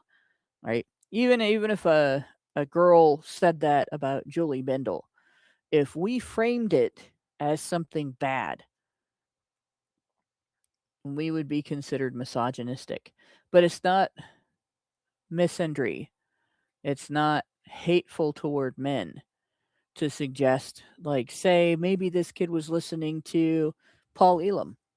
Maybe I don't think a kid listening to Paul Elam would make TikTok videos that would get him bullied, but let's say he was listening to Paul Elam, who is by far not any level of toxicity like Julie Bindel, but feminists think he is, right? They hate his guts because he doesn't pull any punches. He'll call bullshit where bullshit needs to be called. But the minute that you see somebody emulating him, it's somehow toxic. It's somehow bad. And the fact that this kid says he doesn't have any friends in real life anymore, right after the COVID crisis, because when this documentary was made, we were shortly out of the lockdowns when people couldn't go places and hang out with each other. Yeah, It's kind of silly to say that it eliminated his ability to have friends in real life. That the manosphere did that, and not the lockdowns. yeah, that sentence kind of struck a chord with me because I'm at that point where, well, none of the friends I had like offline back in the day I have anymore, but that's largely because I drifted away from them, and it's largely because in many of those cases, in my early 30s, I discovered some of the talking points that we're discussing, and when attempting to communicate them to some of my friends, they would do that thing we talked about at the top of the show, where they were like, you just need more magic vagina juice in your. You're only saying these things because you haven't had enough pussy, and they would say this to one of their best friends, like it was like it was some kind of logical and compassionate thing to say. And yeah, this is what a lot of us discover when we finally get around to criticizing feminism. We realize how many of our friends, even our friends we've had for a long time, have had this fucking evil buried in their soul for this whole time. Where if you criticize this ideology of theirs, they will just personally attack you. They will just make up some kind of backstory for you, rather than actually address the broad point being addressed. Go on, Richard. I've had the who hurt you. The who hurt you thing, yeah. And you must hate your mother. That's not the point. I do dislike my mom, but that's not the point though. It's just that you know what I'm trying to say is that I've had that happen to me in the past. Like, who hurt you? You must not like your mother. You must hate a woman in your family and stuff like that. Yeah, and this will it will, even if you don't get into these things, once you reach your 40s, most people, regardless of their political leanings or endeavors, will find that as you approach later life, you will lose most. The friends you had in high school are all gone now, right? With very few exceptions. Most of us. I have no friends, so I got one friend, and that's hanging on by a thread. Yeah. Most of us, almost all of us, have drifted apart from the friends we had in high school and the friends we had in university, and then the few friends that you have left over in your 20s, you eventually drift apart from in your 30s, and by the time you're in your 40s, you don't have much of that left. Yeah. But here I am. The three people I'm talking to in this stream, I have met in real life many times over. I have a whole network of friends who, yes, I mainly talk to online, but I've also interacted with in real life. And, maybe that doesn't count as much, but it does. And this is what happens when society breaks down and we try to rebuild it from the scattered ashes. And that's very much what we're doing here. Richard lives in London. Hannah lives in Ohio. Lauren lives in Connecticut. But we're bringing these scattered ashes back into what hopefully will be the phoenix rising from the flames of the fucking society that feminism has destroyed.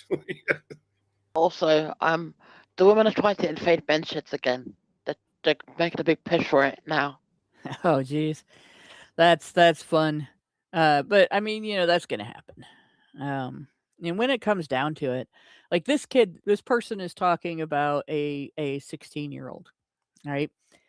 And I just looking back I grew up in the 1970s and 1980s. Right? My best friends in elementary school were not the same as my best friends in high school because scheduling changes kept us apart. Right?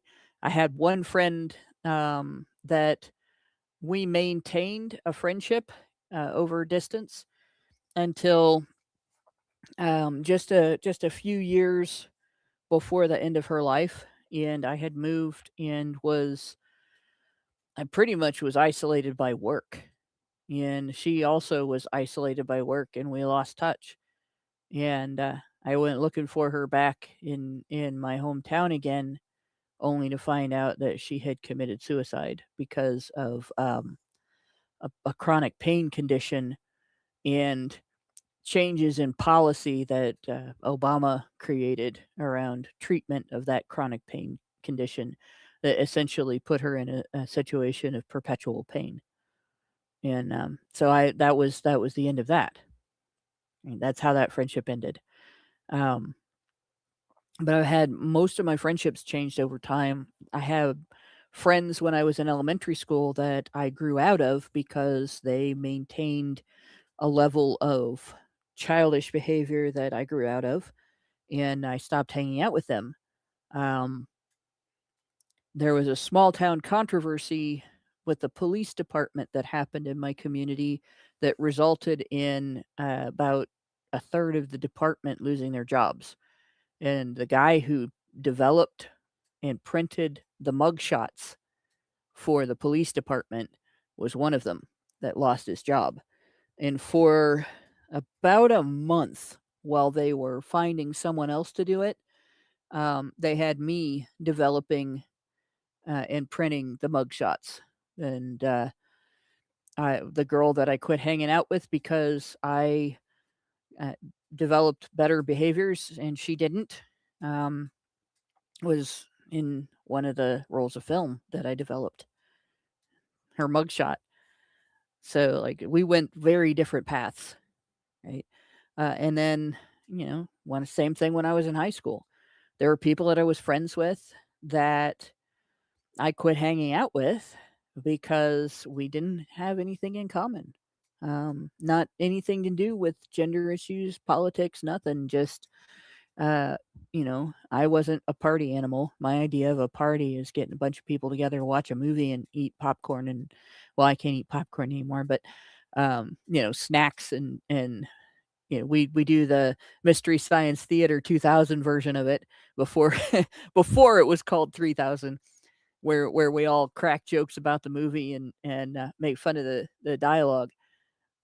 That's it. I don't even drink anymore. But so that's the things that have affected my changes in friendships, and that started as early as junior high and continued through high school, continued through college. And that's normal for people. So you probably can look back in your life, and there were people that you enjoyed hanging out with when you were little, or when you were a young teenager, and that when you were an older teen, by the time you were an older teen, your pathways were different enough that you weren't going to be spending time together because you didn't have a basis. You didn't have a basis for connection to spend time with each other. It has absolutely nothing to do with your politics. When you get politics into it, usually politics are built around themes of morality and interests, like things that you consider important to yourself, or things that you consider to be civil rights, stuff like that. And if you have a difference of opinion on those things, you probably have a difference in personal ethics, and whether you're an individualist or a collectivist and things like that has nothing to do with gender issues. Those are things that are outside of or bigger than the issues that she's trying to fit them into, and that this documentary in quotes was trying to fit them into.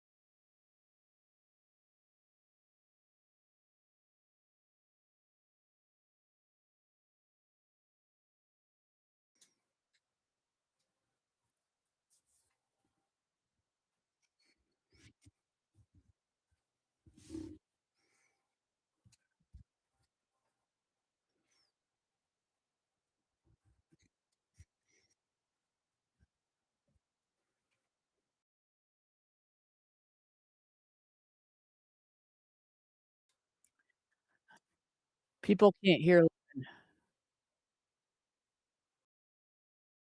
Brian, people can't hear Lauren. I can hear you. What? Yeah, we can hear, but both the special chat and the horizontal YouTube are saying that they're silent. Oh, nope, we also got Rumble saying it too. Crud. I wonder what's going on there. Yeah. Okay, they're saying we're back, but they might be responding to my voice. All So right, yeah. if you can hear So Lauren, say we can hear Lauren. But in the meantime, Lauren, talk. It's going to take 15 seconds for us to Yeah. know, for the audience to get. okay, All right. Good. I'm good now. Like, can the audience hear her? You were pointing out that the word friendship is overused, and that people you call your friend can easily still stab you in the back. You can still be, your friendships can end, and so on. You can get betrayed and mistreated, and then people treat acquaintances as friends when they're really Correct. not close. Correct. I mean, I have a friend, and I will say she is my best friend. I've known her since I was 8 years old, and we haven't spoken in over a decade. But every time we pick up the phone and speak to each other, it's like that time just never happened. Like, right, like we're just right back on Yeah. the same page. And that's a true friendship. Someone who knows you, someone who understands you, someone who, even if they don't understand you, is willing to sit there and accept everything that you're going through, or accept the things that you say, right? um we seen throughout the past 10 years, easily the past 10 years, how politics can make even your own family members disown you, right? Yeah. So it's just, where do you put your energy into? Do you put your energy into someone you call a friend that may be your friend today, but if you say the wrong thing tomorrow, they're not going to be your friend? Well, that was never a friend. Yeah. Yeah. And that is true. Hence the phrase, you know who your friends are when ... Mm-hmm. Yeah. I have some friends locally that we've seen each other through divorce, through people committing crimes against us through, the 7 years in hell story. The wife in that story, the good wife in that story, Bridget, has been my friend since university, and she and I have seen each other through a lot. We have another close friend that, we've seen each other through a lot. The job I'm doing now was the way that the third friend, the other friend, um, rescued me from a job environment that really was not good for me, really sucked. And similarly, when she was going through her divorce, we went across the state to be there for her, and to be, if were needed to testify, we would have been there to testify. But even if not, we were there. And similarly, when the 7 years in hell story happened, the three of us banded together to make sure we had organized a watch to ensure that her husband was not unguarded from having a time where he couldn't account for his whereabouts with witnesses. And that was one of those, like Lauren said, who your friends are. Your friends will drop everything and go halfway across the country to rescue you from a bad situation. If they can get away from where they are. And that's before I even met, all of that happened before I even met Allison and Karen. And in fact, I wouldn't have met Allison and Karen if it hadn't been for the 7 years in hell case, because that was the breaking point where I started trying to sound the alarm to the public online about the Violence Against Women Act and what it was doing to the court system. That was just an insane level of bullshit in the court system. And when I started seeing it happen over and over again, and I started meeting other people that it was happening to, like, that was enough for me to go into the men's rights movement and become part of the movement. I didn't even know there was a movement before that. Right? I just knew that there were shenanigans, and it was a problem, and writing to politicians by myself wasn't doing enough. But yeah. And it all happened on Reddit. Well, so that part happened on Reddit. Yeah. For all the shit you could say about Reddit, it did bring the Honeybadgers together. Yeah. Well, that was before Reddit became the HOA of the internet. It always was, let's be honest. No, it wasn't. Back when the men's rights subreddit only had about 3,000 people in it, when Reddit was the front page and then subreddits were a separate thing, there was actually a Reddit, quote unquote, subreddit that eventually just kind of got eliminated. And now there's just all subreddits. I don't know if I'm explaining that correctly, but it was a whole different environment. And around, I want to say 2000, it's been a long time, 2007, 2008. I might be going back a little too far. But somewhere in there, feminists sort of took over the site. And once the Karens took over the site, the non-Honeybadger Karens took over the site, it really did become the HOA of the internet. And it was really sad. By the way, I can't coin that one. My brother is the one who described it that way to me. But going on, like James, 22-year-old criminology graduate, Shane found comfort in the red pill ideology after a breakup.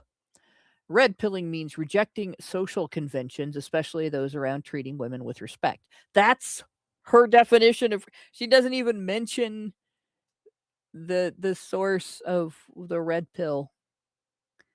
And in parentheses, she says, master manipulators is a favorite refrain of red pill promulgators. And concentrating on yourself instead, especially your muscle mass and earning potential. So she's explaining a lot about herself here, right? Imagine if you ordered a pizza, right? A super deluxe pizza, like every topping on the menu that has any remote compatibility with the other toppings on the menu is going to be on this pizza.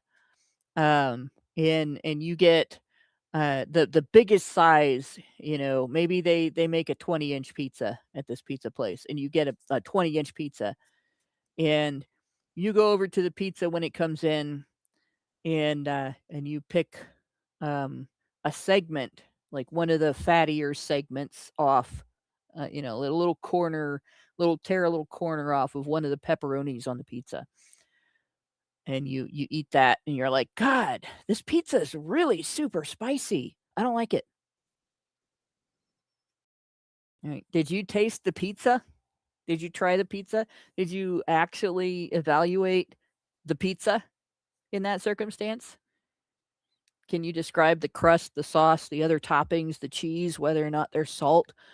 Did they actually do anything fancy or different or unusual? Do you like Was the there any seasoning? spirit cooking involved? Is the pizza even cooked? But you get my point, right? Like, come on. This is red pilling means being able to see through a facade. It comes from the Matrix movies from the 90s. For old farts will remember, but maybe Zoomers don't know this. But the idea is, if you take the red pill versus the blue pill that's being handed to you in a simulation, the red pill is a program that allows you to wake up and actually view reality and stop seeing the illusion that's been presented to you in the simulation. And the blue pill allows you to forget that you learned that you're in a simulation and stop pursuing the ability to wake up and see what the real world actually looks like. And in the manosphere, red pill means two dramatically different things. In the pickup artist, tradcon, the people that call themselves red pillars today, that actually, I don't know if swiped the term red pill is quite right. They co-opted the term red pill in a way after They kind it of was rebranded. co-opted from They what? They rebranded. So Yeah, they PUA's rebranded rebranded it. as Red Pillars. Yeah. So Yeah. PUA's Red Pill was supposed to do with the men's rights movement at some point, and then the PUA's rebranded it as the ilk. Yeah. When it was initially used in the men's rights movement, your red pill moment was when you realized that we live in a world that was gynocentric, and that a lot of what you had been told the rules was false. And when you start to see what the rules actually are, you've been red pilled. When you recognize that it's not a matter of right and wrong, fair and unfair. It's a matter of valuable and not valuable in society, and that everything that you've been told makes you valuable is to some degree a lie, because our society values women above all else, femininity above all else. You're red pilled. When you learn that the court system is going to treat you unfairly because you're a man, you're red pilled. When you learn that a woman can lie about you, and even after people have seen solid, irrefutable proof that she was lying, they will still treat you as though you got away with something, you're red pilled. And it's not a matter of your muscle mass or any of the other things that she mentioned. right? It's not a attitude toward women. It's a recognition that centering women and prioritizing women in all things as a social attitude is damaging, particularly to men, but it's damaging to everybody. For the Yeah. for the for the record, I took both pills. I took all of the pills, and the cream floated to the top, and then God appeared and sorted it all out. Yeah. I don't think I took the red pill. I don't think I took the red pill. I just sort of all the information that I could. So There you go. Yeah, and I mean, I'm just a realist. And so yes, I am red pilled, obviously. But I take objection to this sentence here, if we could go back to it. Um Rejecting societal conventions, especially around those treating women with respect. Well, first and foremost, respect is earned. It's not just given. It's not just handed out like Halloween candy, you bitch. This Yeah. is something that you have to earn, right? And the other part of my objection to this is that it is supposed to be a societal convention, right? It's just society just knows that you just have to be nice to women. Well, fuck you. I'm sorry. There are plenty of women who have proven that they do not deserve or have not earned respect, and it's more than you would like to think. Right? Yeah. So this idea that it's just something that men should do, well, where the hell are you coming from? Who are you speaking for? You're not speaking for me. I think a lot of times women don't even understand what respect is. They don't. They absolutely don't. Respect to a woman means do everything or anything that I ask you to do.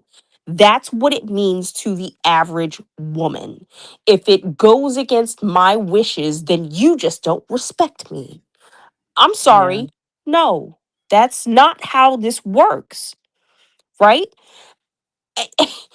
It's unbelievable. And to juxtapose that with the remainder of the sentence and concentrating on yourself instead, well, what do you think you're doing when you are demanding respect of everyone around you? You are concentrating on yourself. But when men do it, it's a problem. I'm sorry. I got a problem with that. Yep. Well, women do not like when men have respect for each other either. No, no, no. Yeah, demanding respect is like proclaiming yourself to be beautiful. It's, Right. that's for other I people am the to figure out. table. Yeah. Mm.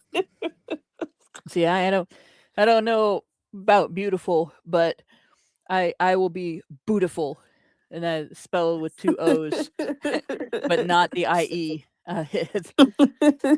Right. I hate shoes. I actually hate covering my feet with anything more solid than socks, but I still wear work boots to work, like the kind you wear to work outside, because the only thing that I hate more than shoes and stuff like that is getting snow inside my shoes. So so I'm Yes. Oh beautiful. my God. I hate that. I hate that so bad. Anyway, all right. Yeah. And the practical outcome is I will wear I will confine my feet within the most shoey of shoes, the boot. Chewy. I get the boot. I like that word. Chewy. I like Chewy. that. Uh, but yeah, this is the way it is, right? Um, Sorry. and if you didn't grow up as an athlete and you didn't have coaches that maybe didn't care what sex you were, if you're female, you probably do think deference, veneration, and respect are all the same thing, Mm-hmm. right? Um, Respect can be fear that's of consequences of treading on someone's uh, earned territory, right? There are guys that I hung out with that wouldn't step on another guy's toes because they knew that other guy could kick the shit out of them. And that's a form of respect. Like, you earned the respect of the. It doesn't matter whether you would do it or not, right? The fact that you can, that's enough. There's the respect that you show other athletes who have worked just as hard as you do, even if you're more experienced, or you're more skilled, or more talented at the particular type of sport.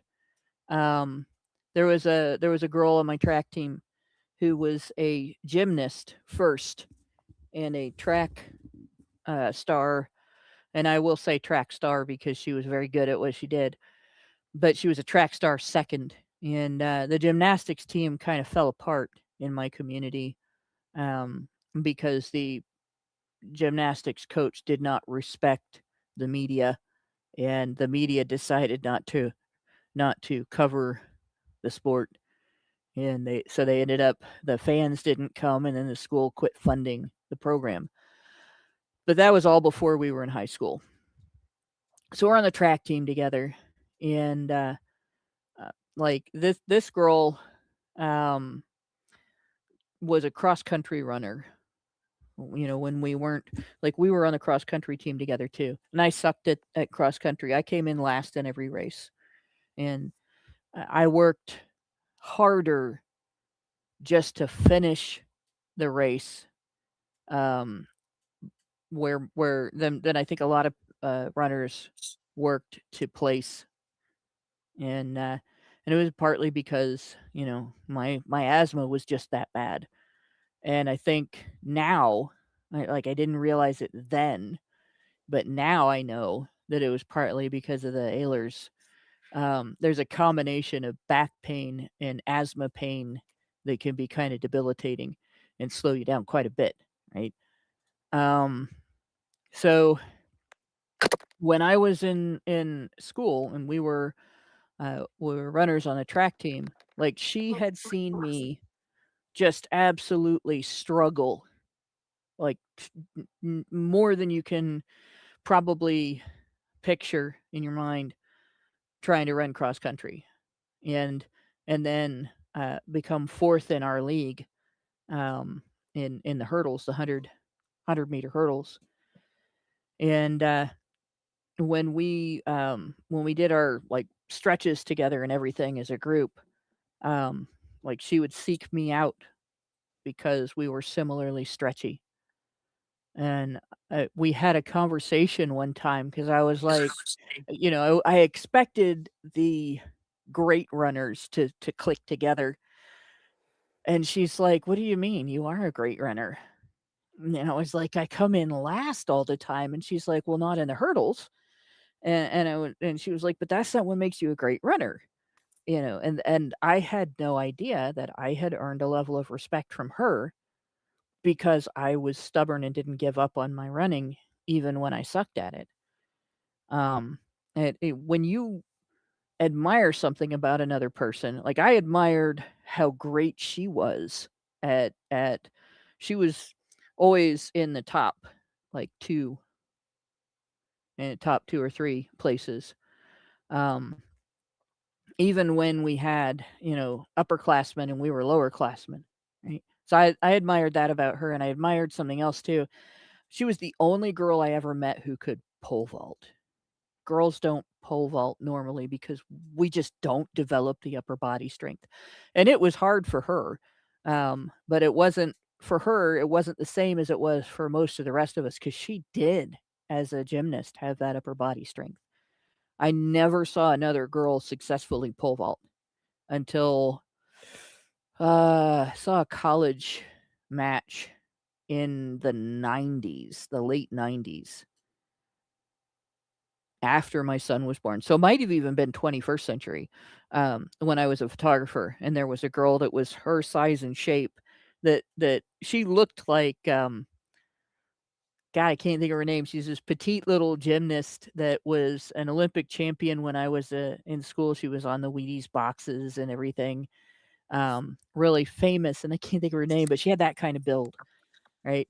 But in any case, the things I admired about her were that she had achieved a high level of skill, and she had worked hard for it, but it never occurred to me that my level of hard work would deserve any respect, because I hadn't achieved a high level of skill.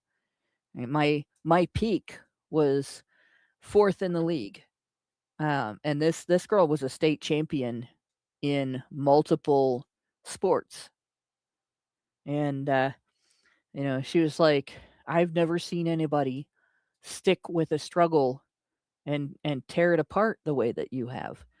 Most people would just give up, and you've improved every year. And though that was kind of my moment of learning to understand that respect is not just deference. It was, you find something that you admire about somebody, and you develop a sense of reverence for that characteristic, and it's something that you can latch onto as a thing to connect with the individual over. And you're not looking down on whatever failure is attached to it. You're looking at it as, what is the good character behind this recognition of good character. And people will respect you if you're reliable. People will respect that good character. So it's harder to explain it than it is to demonstrate it. But sportsmanship sort of explains quite a bit about respect that I think a lot of women don't understand, because they don't have that history that men have of having life or death situations where life ends up being dependent on respecting someone who's trying to kill you. And finding common ground and being able to make peace due to that mutual respect, even if that is attached to some degree of failure, right? Coming in last every race, whatever, not having the same level of wealth, not having the same level of something, but having that tenacity anyway, and being able to make peace, recognizing that you both have life to lose, and you both have family to lose, and you both have reason to want to live, and so respecting each other's motives, you're able to find some ground on which to call a truce. Right? Women haven't had that history, and I think as a result, unless a girl grows up in athletics with really good coaches and really good parents, she never understands respect. This lady that wrote this is no exception. I doubt that she had that kind of upbringing. She goes on, if you don't get too invested in women, you can avoid all the heartbreak and stuff, says Shane. Couldn't that... True. Yeah. This indicates that the only thing that men's hearts ever break over is women. Right. Right. I've been present and watched a guy's heart break over his car in a way that was Or his every bit as devastating as losing a girlfriend. dog. Or his... Oh, Or God. No, or dogs are beyond girlfriends. Well, yeah. or or lost safe on a video game. Yeah. Mm. Yeah. Especially back in the day when you couldn't save the game. Yeah. I do want to point out that it does happen with women more than all of the above. Yeah, Like it we does. see a lot of these memes about how if a girl breaks up with a guy, he can be like, oh no, but if his dog dies, he's distraught. But if his girlfriend died, he'd be even more distraught. And this is very often the justification people make for how it's okay that teenage boys get quote unquote seduced by their teachers, and that's not as bad as teenage girls getting seduced by their male teachers. Because I've heard this argument, it's because teenage boys just want sex, whereas teenage girls want romance. But then they get denied that romance because they were just getting used. And it's boys from the earliest of age want romance just as much as girls do. If boys just wanted sex, they would just shag their fucking sofa. Like, Yeah. boys want a connection with a human being, just as much as girls do, even from an early age. And yeah, it for all the rhetoric we're throwing up about video games and cars and dogs, no, it really fucks up men and boys of all ages when they are denied that connection with the other human beings that they've been evolutionarily designed to love more than themselves. Okay? True. Mhm. But that wasn't my point. My point was that you can't avoid all heartache that way. But it is true that boys are as vulnerable as girls.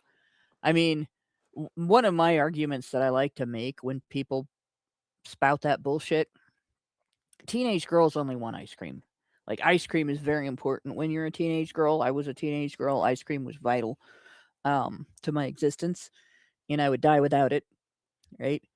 But if someone showed up at my house and brought me an unsolicited tub of ice cream, like, one of those big round gallon tubs you get at the grocery store for $3.99 or whatever, and said, "Let's just dig in and eat this," and did that regularly, it would have made me sick. And there's a reason for that.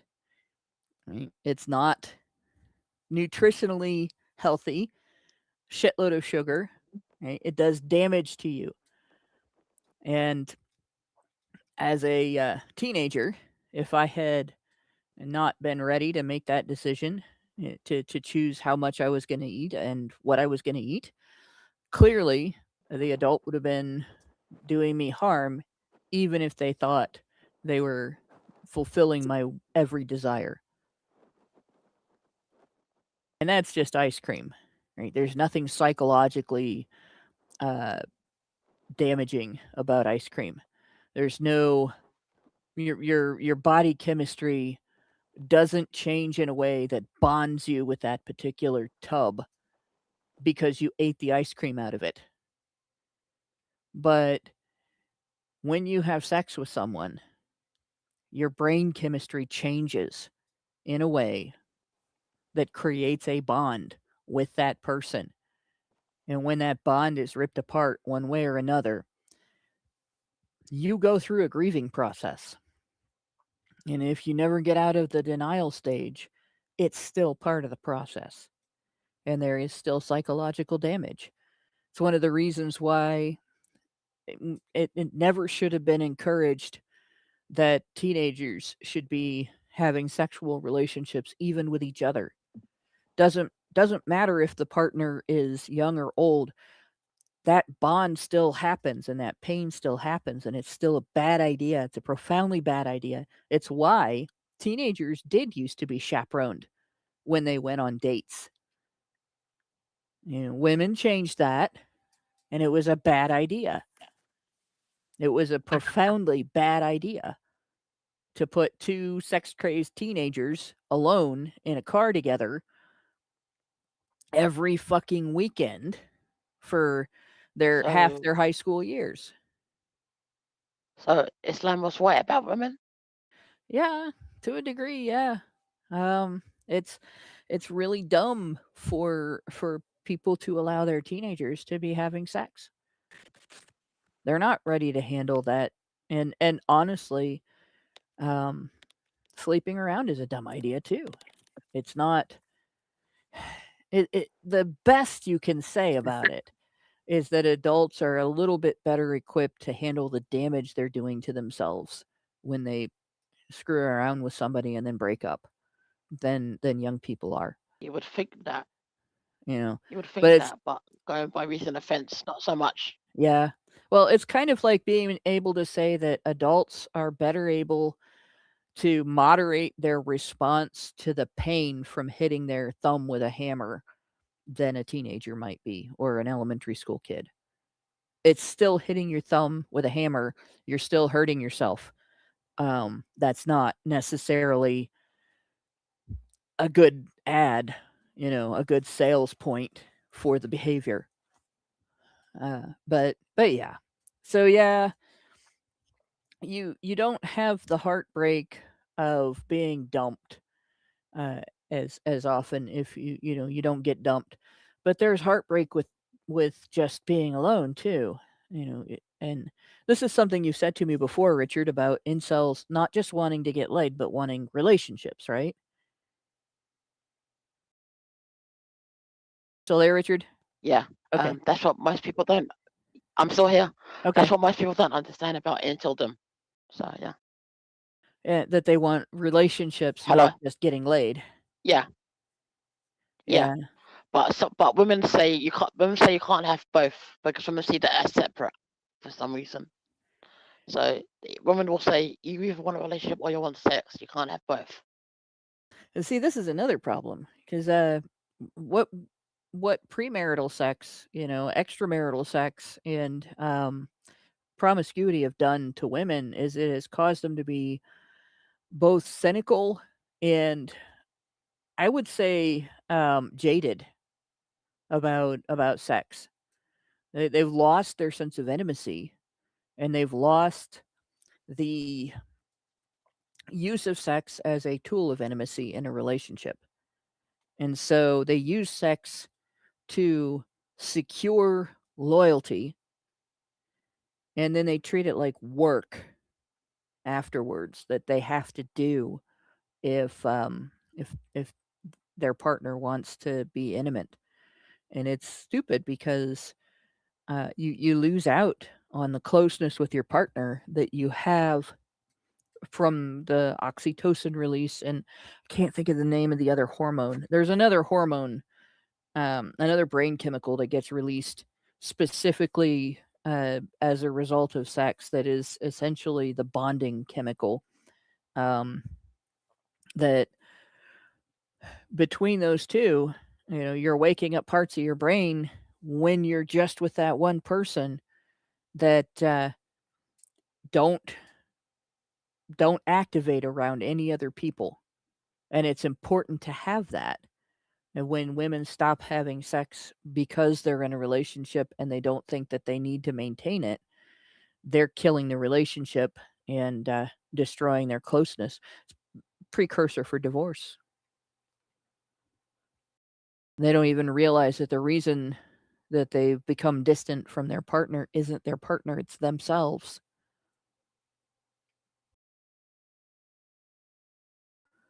But this writer goes on to say, couldn't that be quite unfulfilling, wonders Blake, whose shared sex and closeness in age and experience to his subjects, as well as his evident sanguinity and compassion. These are things that apparently she disapproves, by the way. How dare he have compassion? It elicits strikingly guileless and relatively elaborate answers from all of them. So, in other words, he disarmed them by being like them and then betrayed them. What were you saying, Richard? I thought they wanted passion for men, or not. I thought women wanted passion for men, or it's not that anything to do. Yeah, it actually feels like and I think I said this before the show to somebody, women really want men to like them and care about them and have compassion for them and be invested in women's welfare, but they don't want to have to do any of those things for men. They don't want to like men, have to like men. They don't want to have to care about men.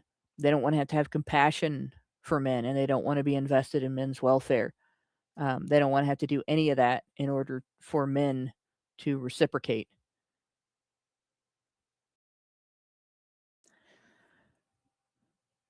Shane says he is struggling with the fact that he has feelings for his new girlfriend that are hard to reconcile with a recommendation to play the field because nice guys get nowhere. Well, that's not a... I wonder where he's getting that recommendation. Because it's not something that the men's rights movement would give him. It's probably Tate and the PUAs. Yeah. And roll a tomato. Yeah, that's quite likely. Like, it's just as dysfunctional to treat loyalty as a flaw as it is to recognize how many women have the flaw of being disloyal. Right? You dish out what you want other people to dish back, and you have to be able to vet women for character. And I think the biggest problem with the pickup artist community is, instead of teaching men to vet women for character and that it's okay to do that, they teach men to expect bad character and to defend themselves against it while having close relations with bad character. And that's just going to lead to more women with bad character. A couple of them have started to do that. Only a couple though. So, and they usually get like ostracized from the PUA community for doing it. Of course. Well, hopefully, as more and more of them actually do get red pilled. I know one guy ended up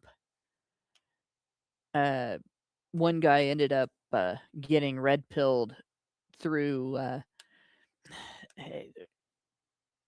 sort of an experience with women's reactions to something that he said or did. I can't even remember the whole thing. I know he got a lot of comments from men about their experiences as well. And the more he learned about women's actual behavior in conflict with his advice, he ended up apologizing to his community and saying, maybe I'm going to have to reevaluate the advice I've been giving because, in fact, that doesn't work if women are, gonna be this way. If women don't have standards, they have strategies, and part of their strategy is everything you do is wrong. Because the PUA used to laugh at the MGTOW guys, and now the PUA stole the MGTOW guys' talking points. Yep. And I can still remember the first time I learned about the old rivalry between pickup artistry and MGTOW was in the slap fight in the Lady MRAs subreddit that I never really used for anything. That resulted in me the Honeybadgers kind of forming. Actually, me and Karen and Allison got together over it. We did a show actually where we went back and talked about that. I think I even showed some of the posts from that. But the short version is there was a veteran MRA guy that had been through, he was MGTOW after facing 7 false rape allegations. And we knew, these were false.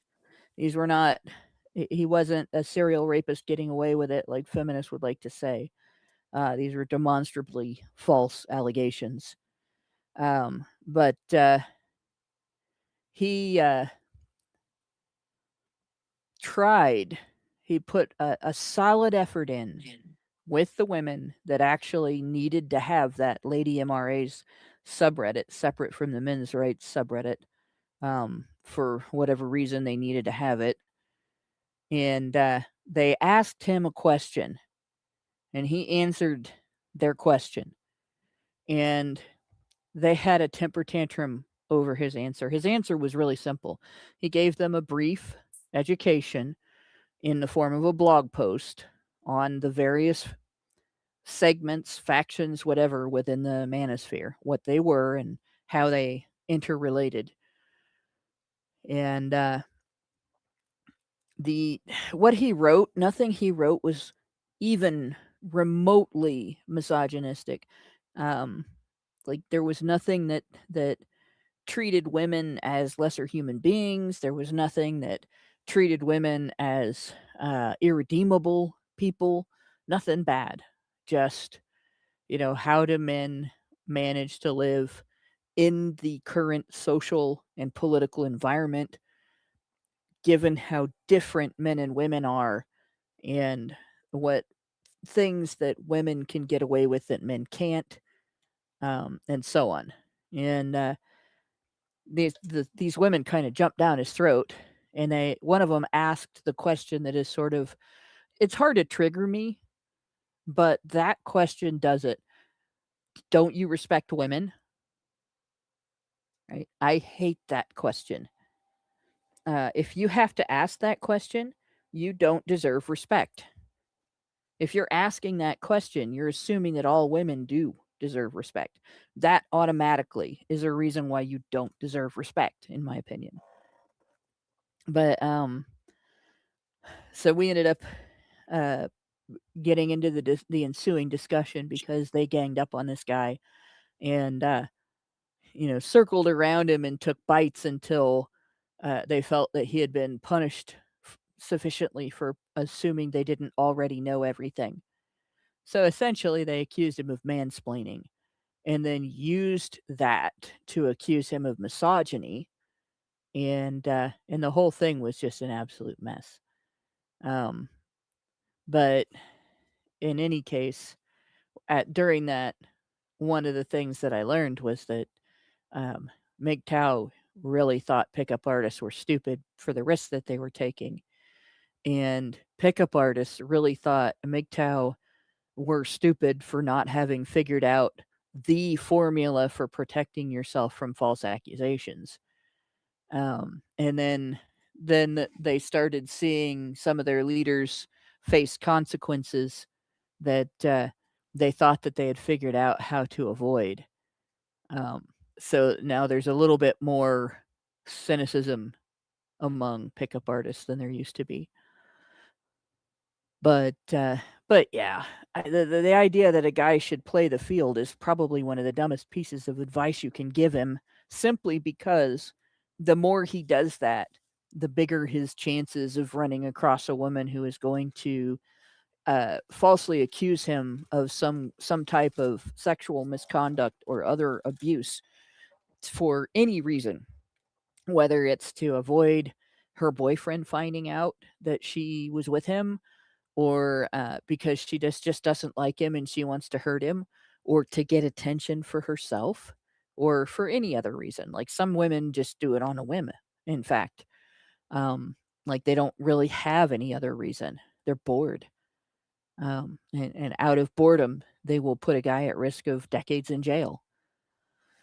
So that's stupid advice.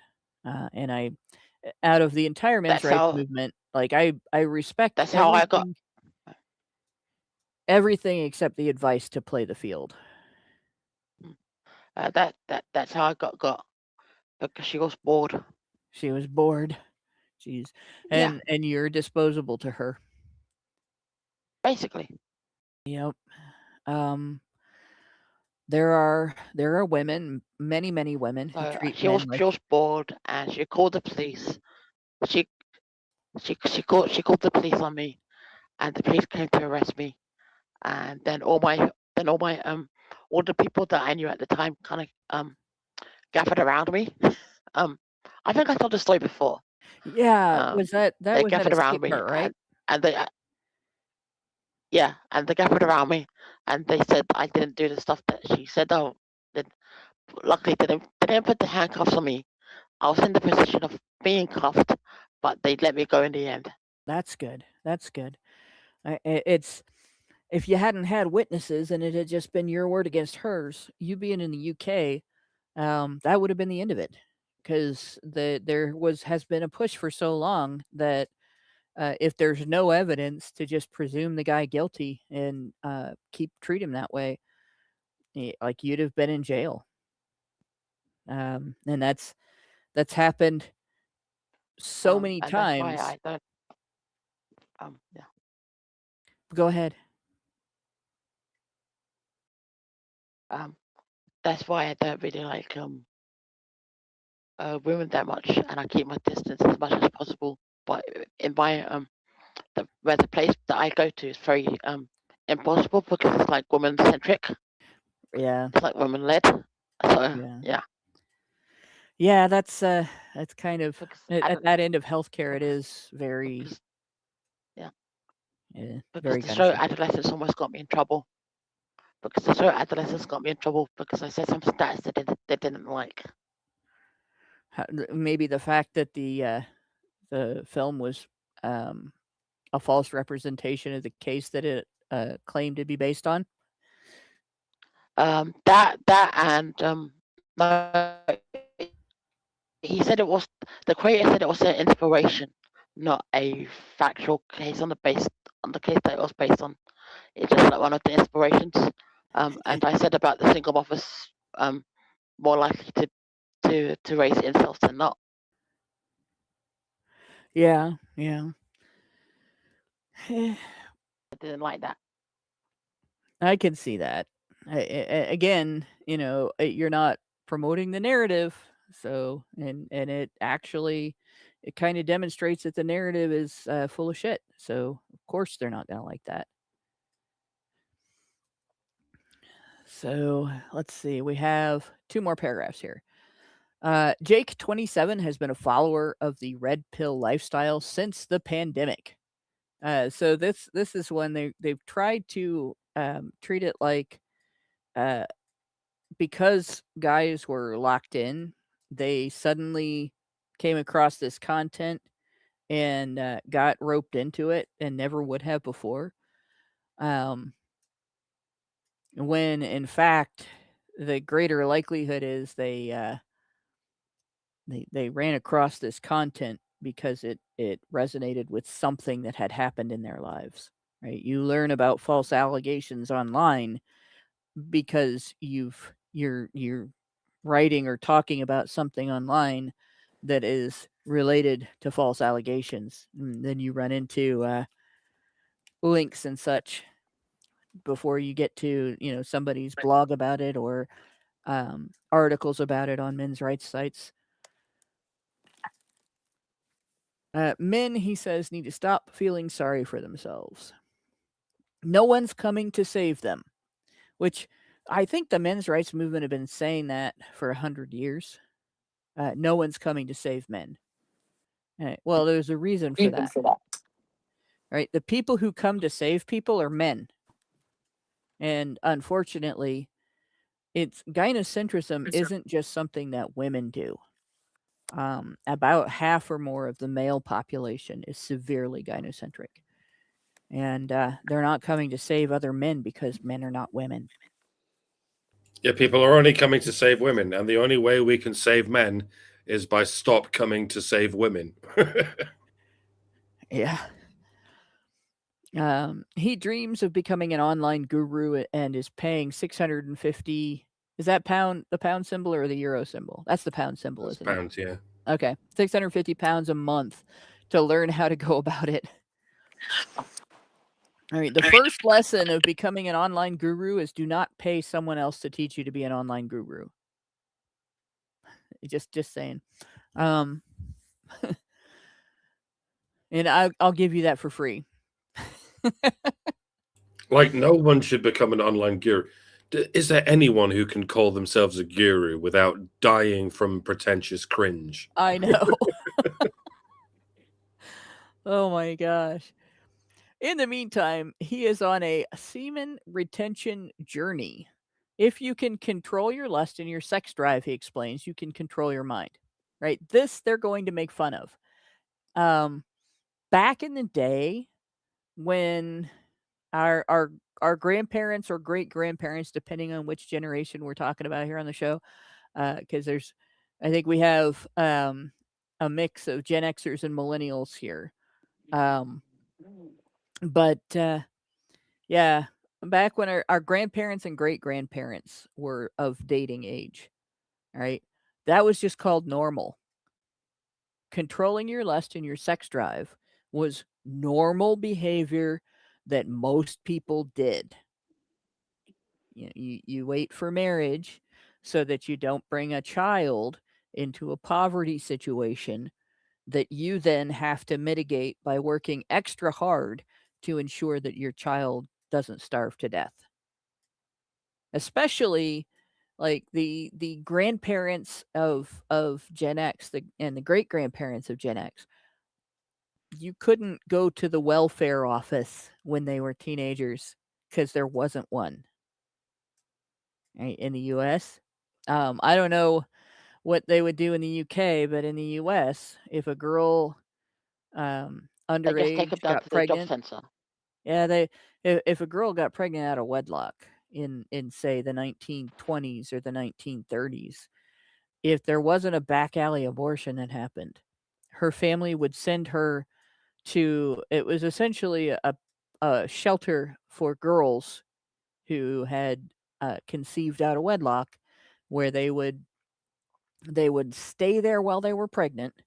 Their child would be adopted by a couple that couldn't have a kid, or just wanted to adopt a baby, and then they would go home without their child.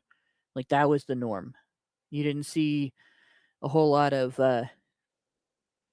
girls raising children without a father that had gotten pregnant before they got married. It was not a common behavior. Maybe in, less urban and less wealthy areas, there might have been more of that. But that was how that was handled. And so you if you didn't want to face that, if you didn't want to go through that, then you exercised self-control, right? And in the early part of the 20th century, they thought that masturbation damaged your life force, that you were um, eliminating part of your actual existence. They thought that you were wasting life energy, and it would make you. There's even ads, about how bad masturbation is for your health, because it would cause you to be melancholy, depressed, lethargic, exhausted, right? And then they started hawking all of these sleeping pills. Like, Right. there's no need for sleeping pills, gentlemen. Have a wank. It's safer and effective, and more effective than any sleeping pill. Yeah, your brain's used to the chemicals that happen when you have a wank, not when you take a pill. Especially, do not take ZQuil. That shit is not good for you and will make you have fucked up dreams. And don't take Benadryl to go to sleep either. Right? Those are not healthy things to do. That'll dry you out like nobody's business. And also, if you take too much of it, that fucks up your dreams even worse. And it's not fun. But yeah, this belief that the pickup artists are the red pillars, the so-called red pillars, are promoting here, is the same one that in the early 20th century led to the philosophies behind Harvey Kellogg promoting circumcision as a way of controlling that behavior, that your child would be less likely to masturbate if you just cut off part of his dick. Like, that's essentially the way that he didn't word it that way. He had a solution for female masturbation as well. This, I think it's called carbonic acid, and it's not damaging, but it is painful and like, oh, it is damaging. And to be put on the clitoris to keep the girl from masturbating. That didn't catch on, but for some reason circumcision did. Maybe because, again, women are kind of in control of what is considered okay and appropriate, and they took our society down the route of treating women's sexuality as sacred and beautiful and men's sexuality as dirty and ugly. So there you go. But yeah, this community teaches that when you masturbate, you're releasing your masculine energy, your testosterone, and so apparently they don't do that, but they also don't date. A combination of confusion, contradiction, and loneliness. When Sam finally meets some of his online friends in the flesh, his joy is heartbreaking. This is really pathetic, writing this. Suffuses every interaction James has with these young men. God. It is clear that none of them are evil or anything close to it, but they are adrift in a world that is changing in ways it is easy for them to believe are not for the better and vulnerable to predators. So notice she can't come out and admit that there are things happening in real life to these young men that are demonstrating to them that the world is changing in ways that for them is not for the better. Like, they're losing freedom. Their rights are not being respected. They're being condemned for having self-interest of any kind. And in her mind, they're vulnerable to predators only because they've noticed that stuff and they shouldn't have noticed. Not because there's no support system for them, not because maybe the lack of compassion for them that they're experiencing, makes them go looking for it where they can find it. They may not be being groomed. That's really awkward. Being groomed by more powerful men for sexual reasons, but there are plenty of other types of exploitation, many of which make them even more of a potential threat. They're victims of being scary because their humanity is bad. A threat to others' happiness and safety. Yeah, because if Blake doesn't masturbate, it does damage to her every single time. Men of the Manosphere is a thoughtful, tender, terrifying hour. It's terrifying, guys. It's terrifying that you might try to navigate the social environment in which you live and find ways to be healthy and people to be friends with who care about you more than women do. I look forward to the day when the Guardian tries to scare people about my content, because it'll send people to it, just like this has sent people to what the fuck is Men of the Manosphere, whatever it is. This was a fantastic advert for whatever the fuck Men of the Manosphere is. It's a documentary, I think, on Andrew Tate fans. Yeah, like whenever the Guardian does a hit piece on something, it's a fantastic advert for whatever the fuck that thing is, because it's the Guardian, and it's an abyss of paradoxical propaganda that only drives people into the arms of whatever the fuck they're trying to drive people away from. Thank you, Guardian. Please come for me. I'm right here. There we go. They won't though, because they don't want people to look at your content, right? They want Nay. people to look at Andrew Tate. This is the thing I think people don't understand, right? We joke, feminists could have listened to all these other men, but when they didn't, they get Andrew Tate. I have no sympathy for their bitching, right? You and I know, we all know, everybody in the audience knows. I'm sure every person that is hearing my voice right now knows that the reason that feminists make a big deal about Andrew Tate is because Andrew Tate is who they want you to pay attention to when the idea of men's issues in any aspect or area of men's issues comes up, right?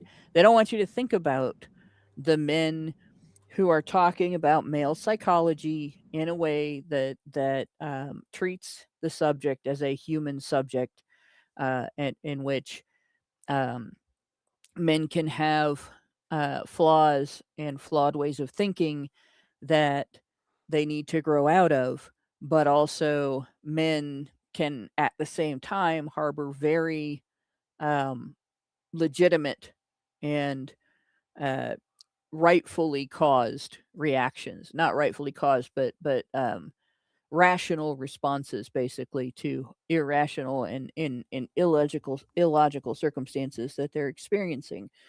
And as a result, that you can't just treat men as being wrong about the situation when they're depressed or suicidal, angry, suffering in any way, and they act out against other people or against themselves in a public way.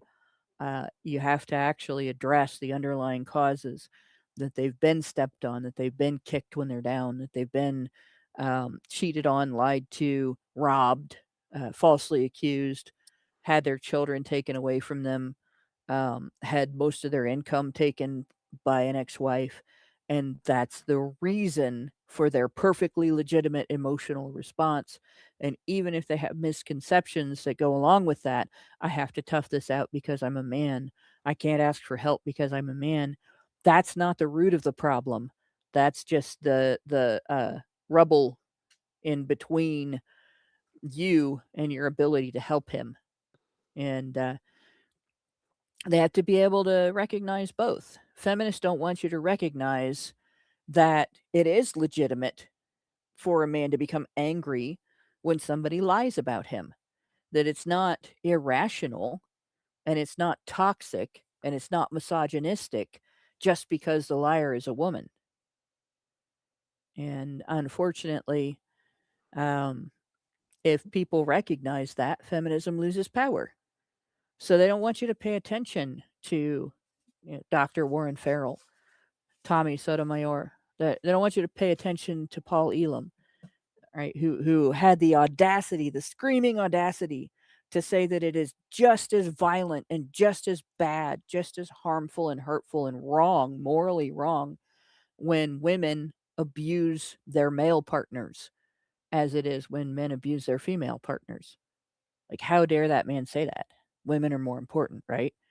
And so they point the finger at Andrew Tate.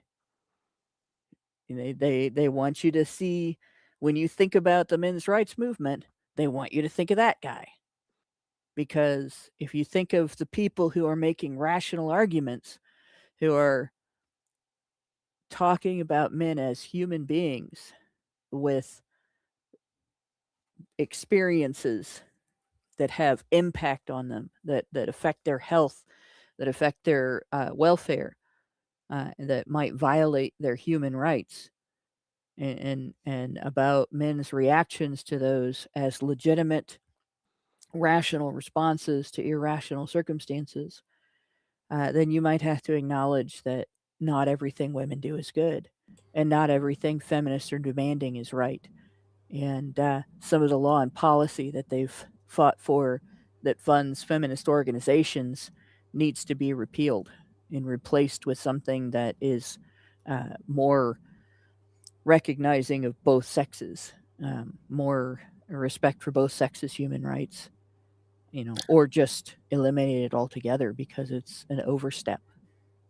And you'd think, in light of recent events, they would point to Jeffrey Epstein, but they're not. They're pointing directly to Elon Musk and fucking Vladimir Putin. If they point to Jeffrey Epstein, then it'll lead back to their own leaders. Indeed. Right? If they point to Elon Musk and Vladimir Putin, it just gets people emotionally upset. And see, that's the other thing. The emotional reaction people have to Andrew Tate, feminists can control that, right?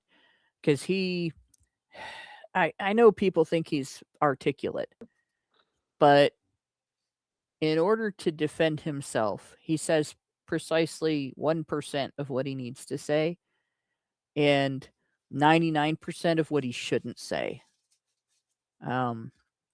Whereas, in order to get the point across with regard to the legal issues that men face, guys like Paul Elam say 1,000% of what will change your mind. 1,000% of what makes it impossible to ignore the wrongdoing. And guys like Dr. Warren Farrell point out things about boys' disadvantages in society and in particular education that you just can't ignore. When you point these things out, women, mothers who are raising sons have no alternative but to agree. This is a problem and we have to do something about it. It's not okay to leave one sex behind in the education system. And it doesn't make it better if that sex is boys instead of girls. It needs to happen to nobody.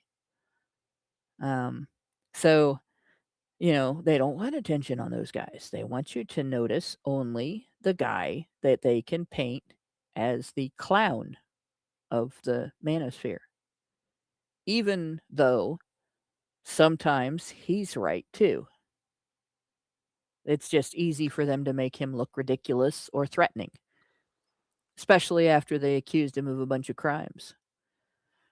Like that's a big one. They feel comfortable waving him in front of everybody because they know that people will see the accusations and they won't see the outcome, which is exactly what I expected, that none of those crimes was proved, right? And yeah, Mr. 303 has pointed out this is nothing new. Roosh was the common target before Tate. Well, Paul Elam was at one point because that was the most extreme target they had. But even when Paul Elam was more of a target than he is now, there was a level of hate targeting Roosh V.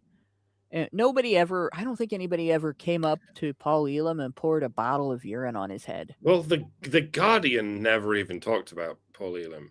Right. They never even talked about Warren Farrell. Yeah, they just didn't bother talking about it. It's only once they found a cartoon character like Andrew Tate that they started going full throttle on it. When I went to Go ahead, Richard. When I went to Cambridge, people threw milkshake at Mike Buchanan. Yep, that is true. And Elizabeth. Yeah, they did. They did milkshake Mike Buchanan. I remember that. Because I remember the first thing I said about that was there could be anything in that milkshake. People treat it like it's a big joke, right? But there could be anything in it. It could have been very dangerous. And maybe a couple of months later, Andy Ngo, when he was at an Antifa event, it was like it had a cement. It had a cement mix in it. Yeah. Yeah, and not only did they do physical damage from the weight of the milkshake, but it wasn't solidified, and cement mix is caustic. It isn't just there's a chemical reaction taking place. So he also had burns, like he had severe injuries.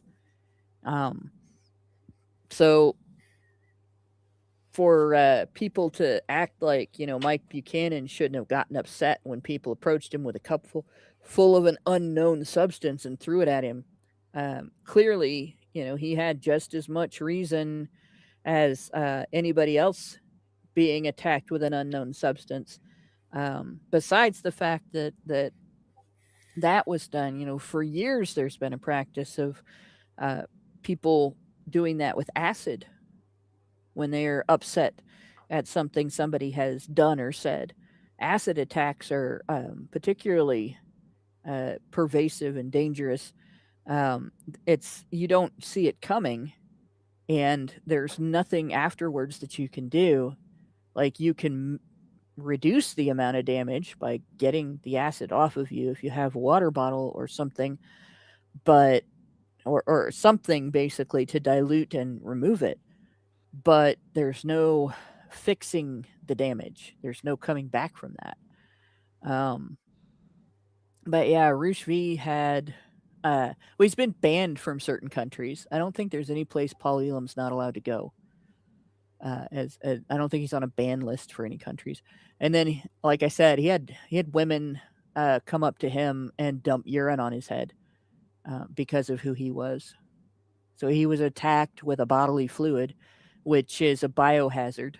You never know. Did this person that produced this urine have one of the types of diseases that are spread through contact with bodily fluids? Because that's a distinct possibility. But in any case, yeah, they absolutely hate guys who break the female hold on sex as a commodity, which sex didn't exist as a commodity, so to speak, until the sexual revolution. Outside of prostitution. But now, women who can consider themselves respectable because they're giving it away for free instead of charging for it can exploit sex as a commodity just as much as a prostitute does without any of the social repercussions that a prostitute faces for it. And when a guy threatens their ability to use that to manipulate men and exploit them for money and gibs, he becomes public enemy number one. That's why they hate pickup artists. That's why they hate Tate, and that's why they want everybody to pay attention to him and nobody to pay attention to us. And that is why we will probably never be the target of a Guardian hit piece. But with that, I will thank everybody. Wait, we got one super chow that I missed. So Xerinx at 8:08 p.m. gave us $5 and said, kind of forces a reevaluation of the mouse utopia, right?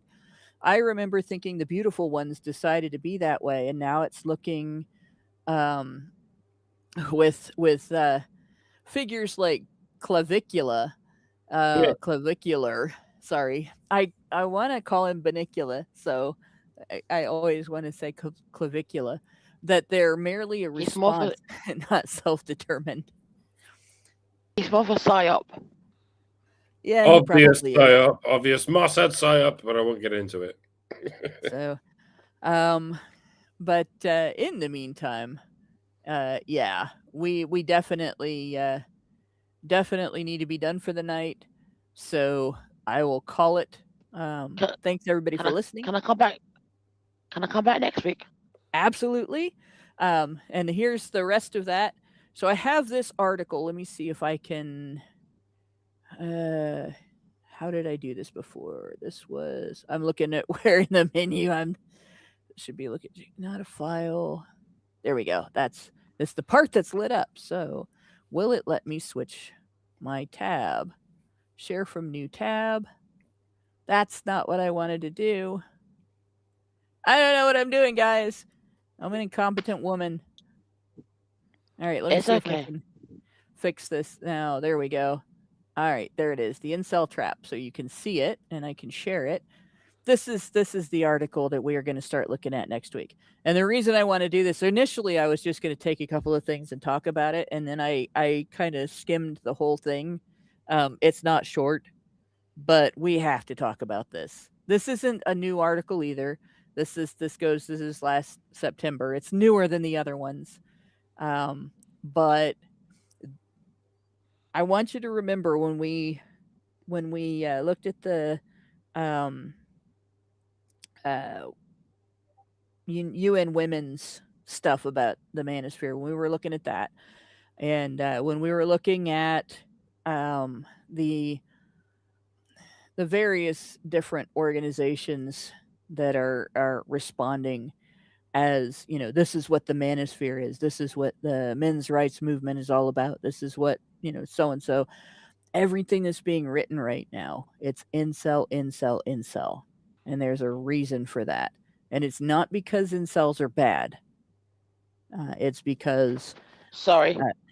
bad incel. It's because incels are a commodity, and they are afraid they are losing them because they're talking to each other. And our talking points are reaching to the next. And our talking points are reaching to the next generation. Yes, they are. My younger cousin uses the word slang, and I said, "Where'd you hear that from?" And I laughed to myself because I've been using that word for a long time. Yep. And he used a slang word, so I'm not sure if I'm proud of him or I want to steer him away. Well, so there are some things that the problem with incels is they're just potential MGTOWs.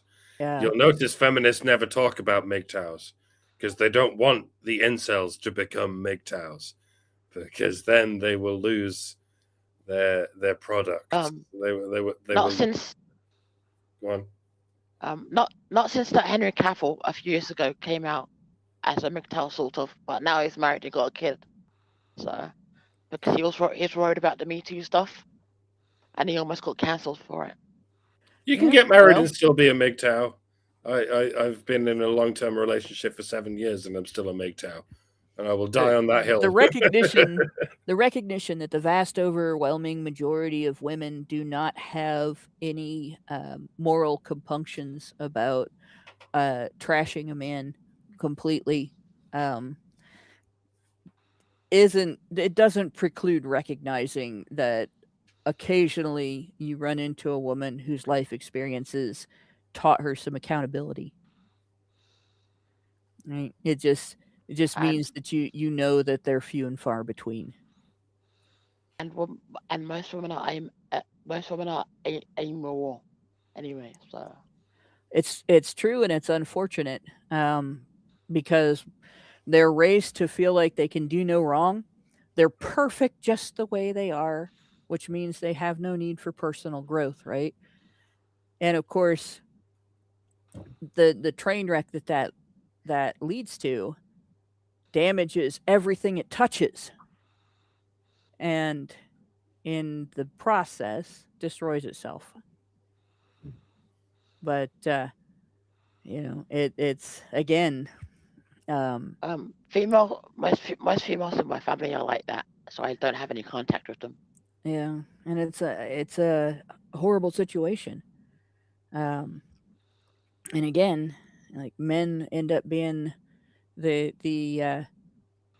primary victims of this, and that they didn't do anything to deserve what happens to them as a result of it, and they don't have any recourse against it, and it can be completely life-wrecking. But it's not necessarily good for the women either. They lose the ability to progress. They lose the ability to meet their potential. So there's not... People talk about it as you're misogynist for noticing this, right? But if you actually care about women, you shouldn't want this to happen to them. It's not misogynistic to want women to have better character that leads to better outcomes for women, just because it would also be eliminating terrible outcomes for men. Because I almost got banned from 2 Discord servers because of it. This one and another one I was on, and they kicked me out because I was incel posting too much. It's people don't like to hear doom and gloom all the time, but you know, sometimes there has to be a town crier, like that guy on the bicycle in Hysteria, running around telling everybody you're doomed. If anybody remembers that movie, I think I've got that one right. That was Hysteria. But it's the one with the zombies that they don't necessarily attack people. They just run around asking, what's the difference? Anyway, thanks everybody for listening. Long sausage tonight, ladies and gentlemen. I hope you appreciate the length of the sausage. Yeah, I mentioned that I have a super chow, but I didn't actually. Yeah, I did read it. Okay. In terms of the mouse utopia, the one difference between humans and mice that makes it difficult for the mouse utopia experiment to fully predict what happens to humans in a situation where we have no struggle is we have creativity. We build things. We change our environment to suit our needs on a level that mice can't because they don't have intelligence. And we have a degree of thinking about like meta thinking about ourselves as a species and as human beings and meaning of life and all that stuff. And then beyond that, the next meta level is that we think about thinking and awareness and what it means. And because of that, we have an opportunity to save ourselves, where mice didn't. So that's what we're doing here. If you want to be a part of it, like I said at the beginning, go to feedthebadger.com, which, as I said before, it's the most stable way to help us out, but it's also a way to join our community and become a badger. You can join us in our Discord, discuss with other badgers what we are doing and how we're trying to change the way people think. And you can also be part of our after shows. Different after shows have different subscriptions, and the one that we're going to now, we're going to be looking at.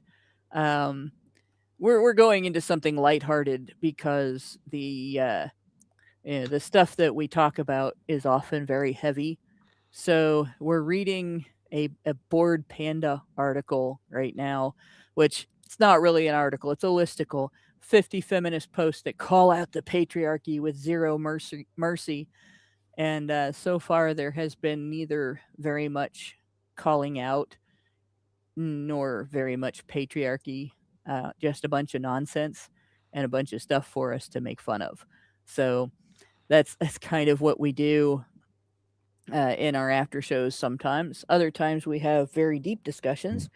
But like I said, if you want to be part of that, feedthebadger.com. And if you want to keep up with our content, honeybadgerbrigade.com. Thanks everybody for joining me for this subject matter. And thanks to Brian, especially for making sure that we're able to do this. And I don't have to try to keep up with the technology in between 36-hour work shifts in the snow. Good night, all.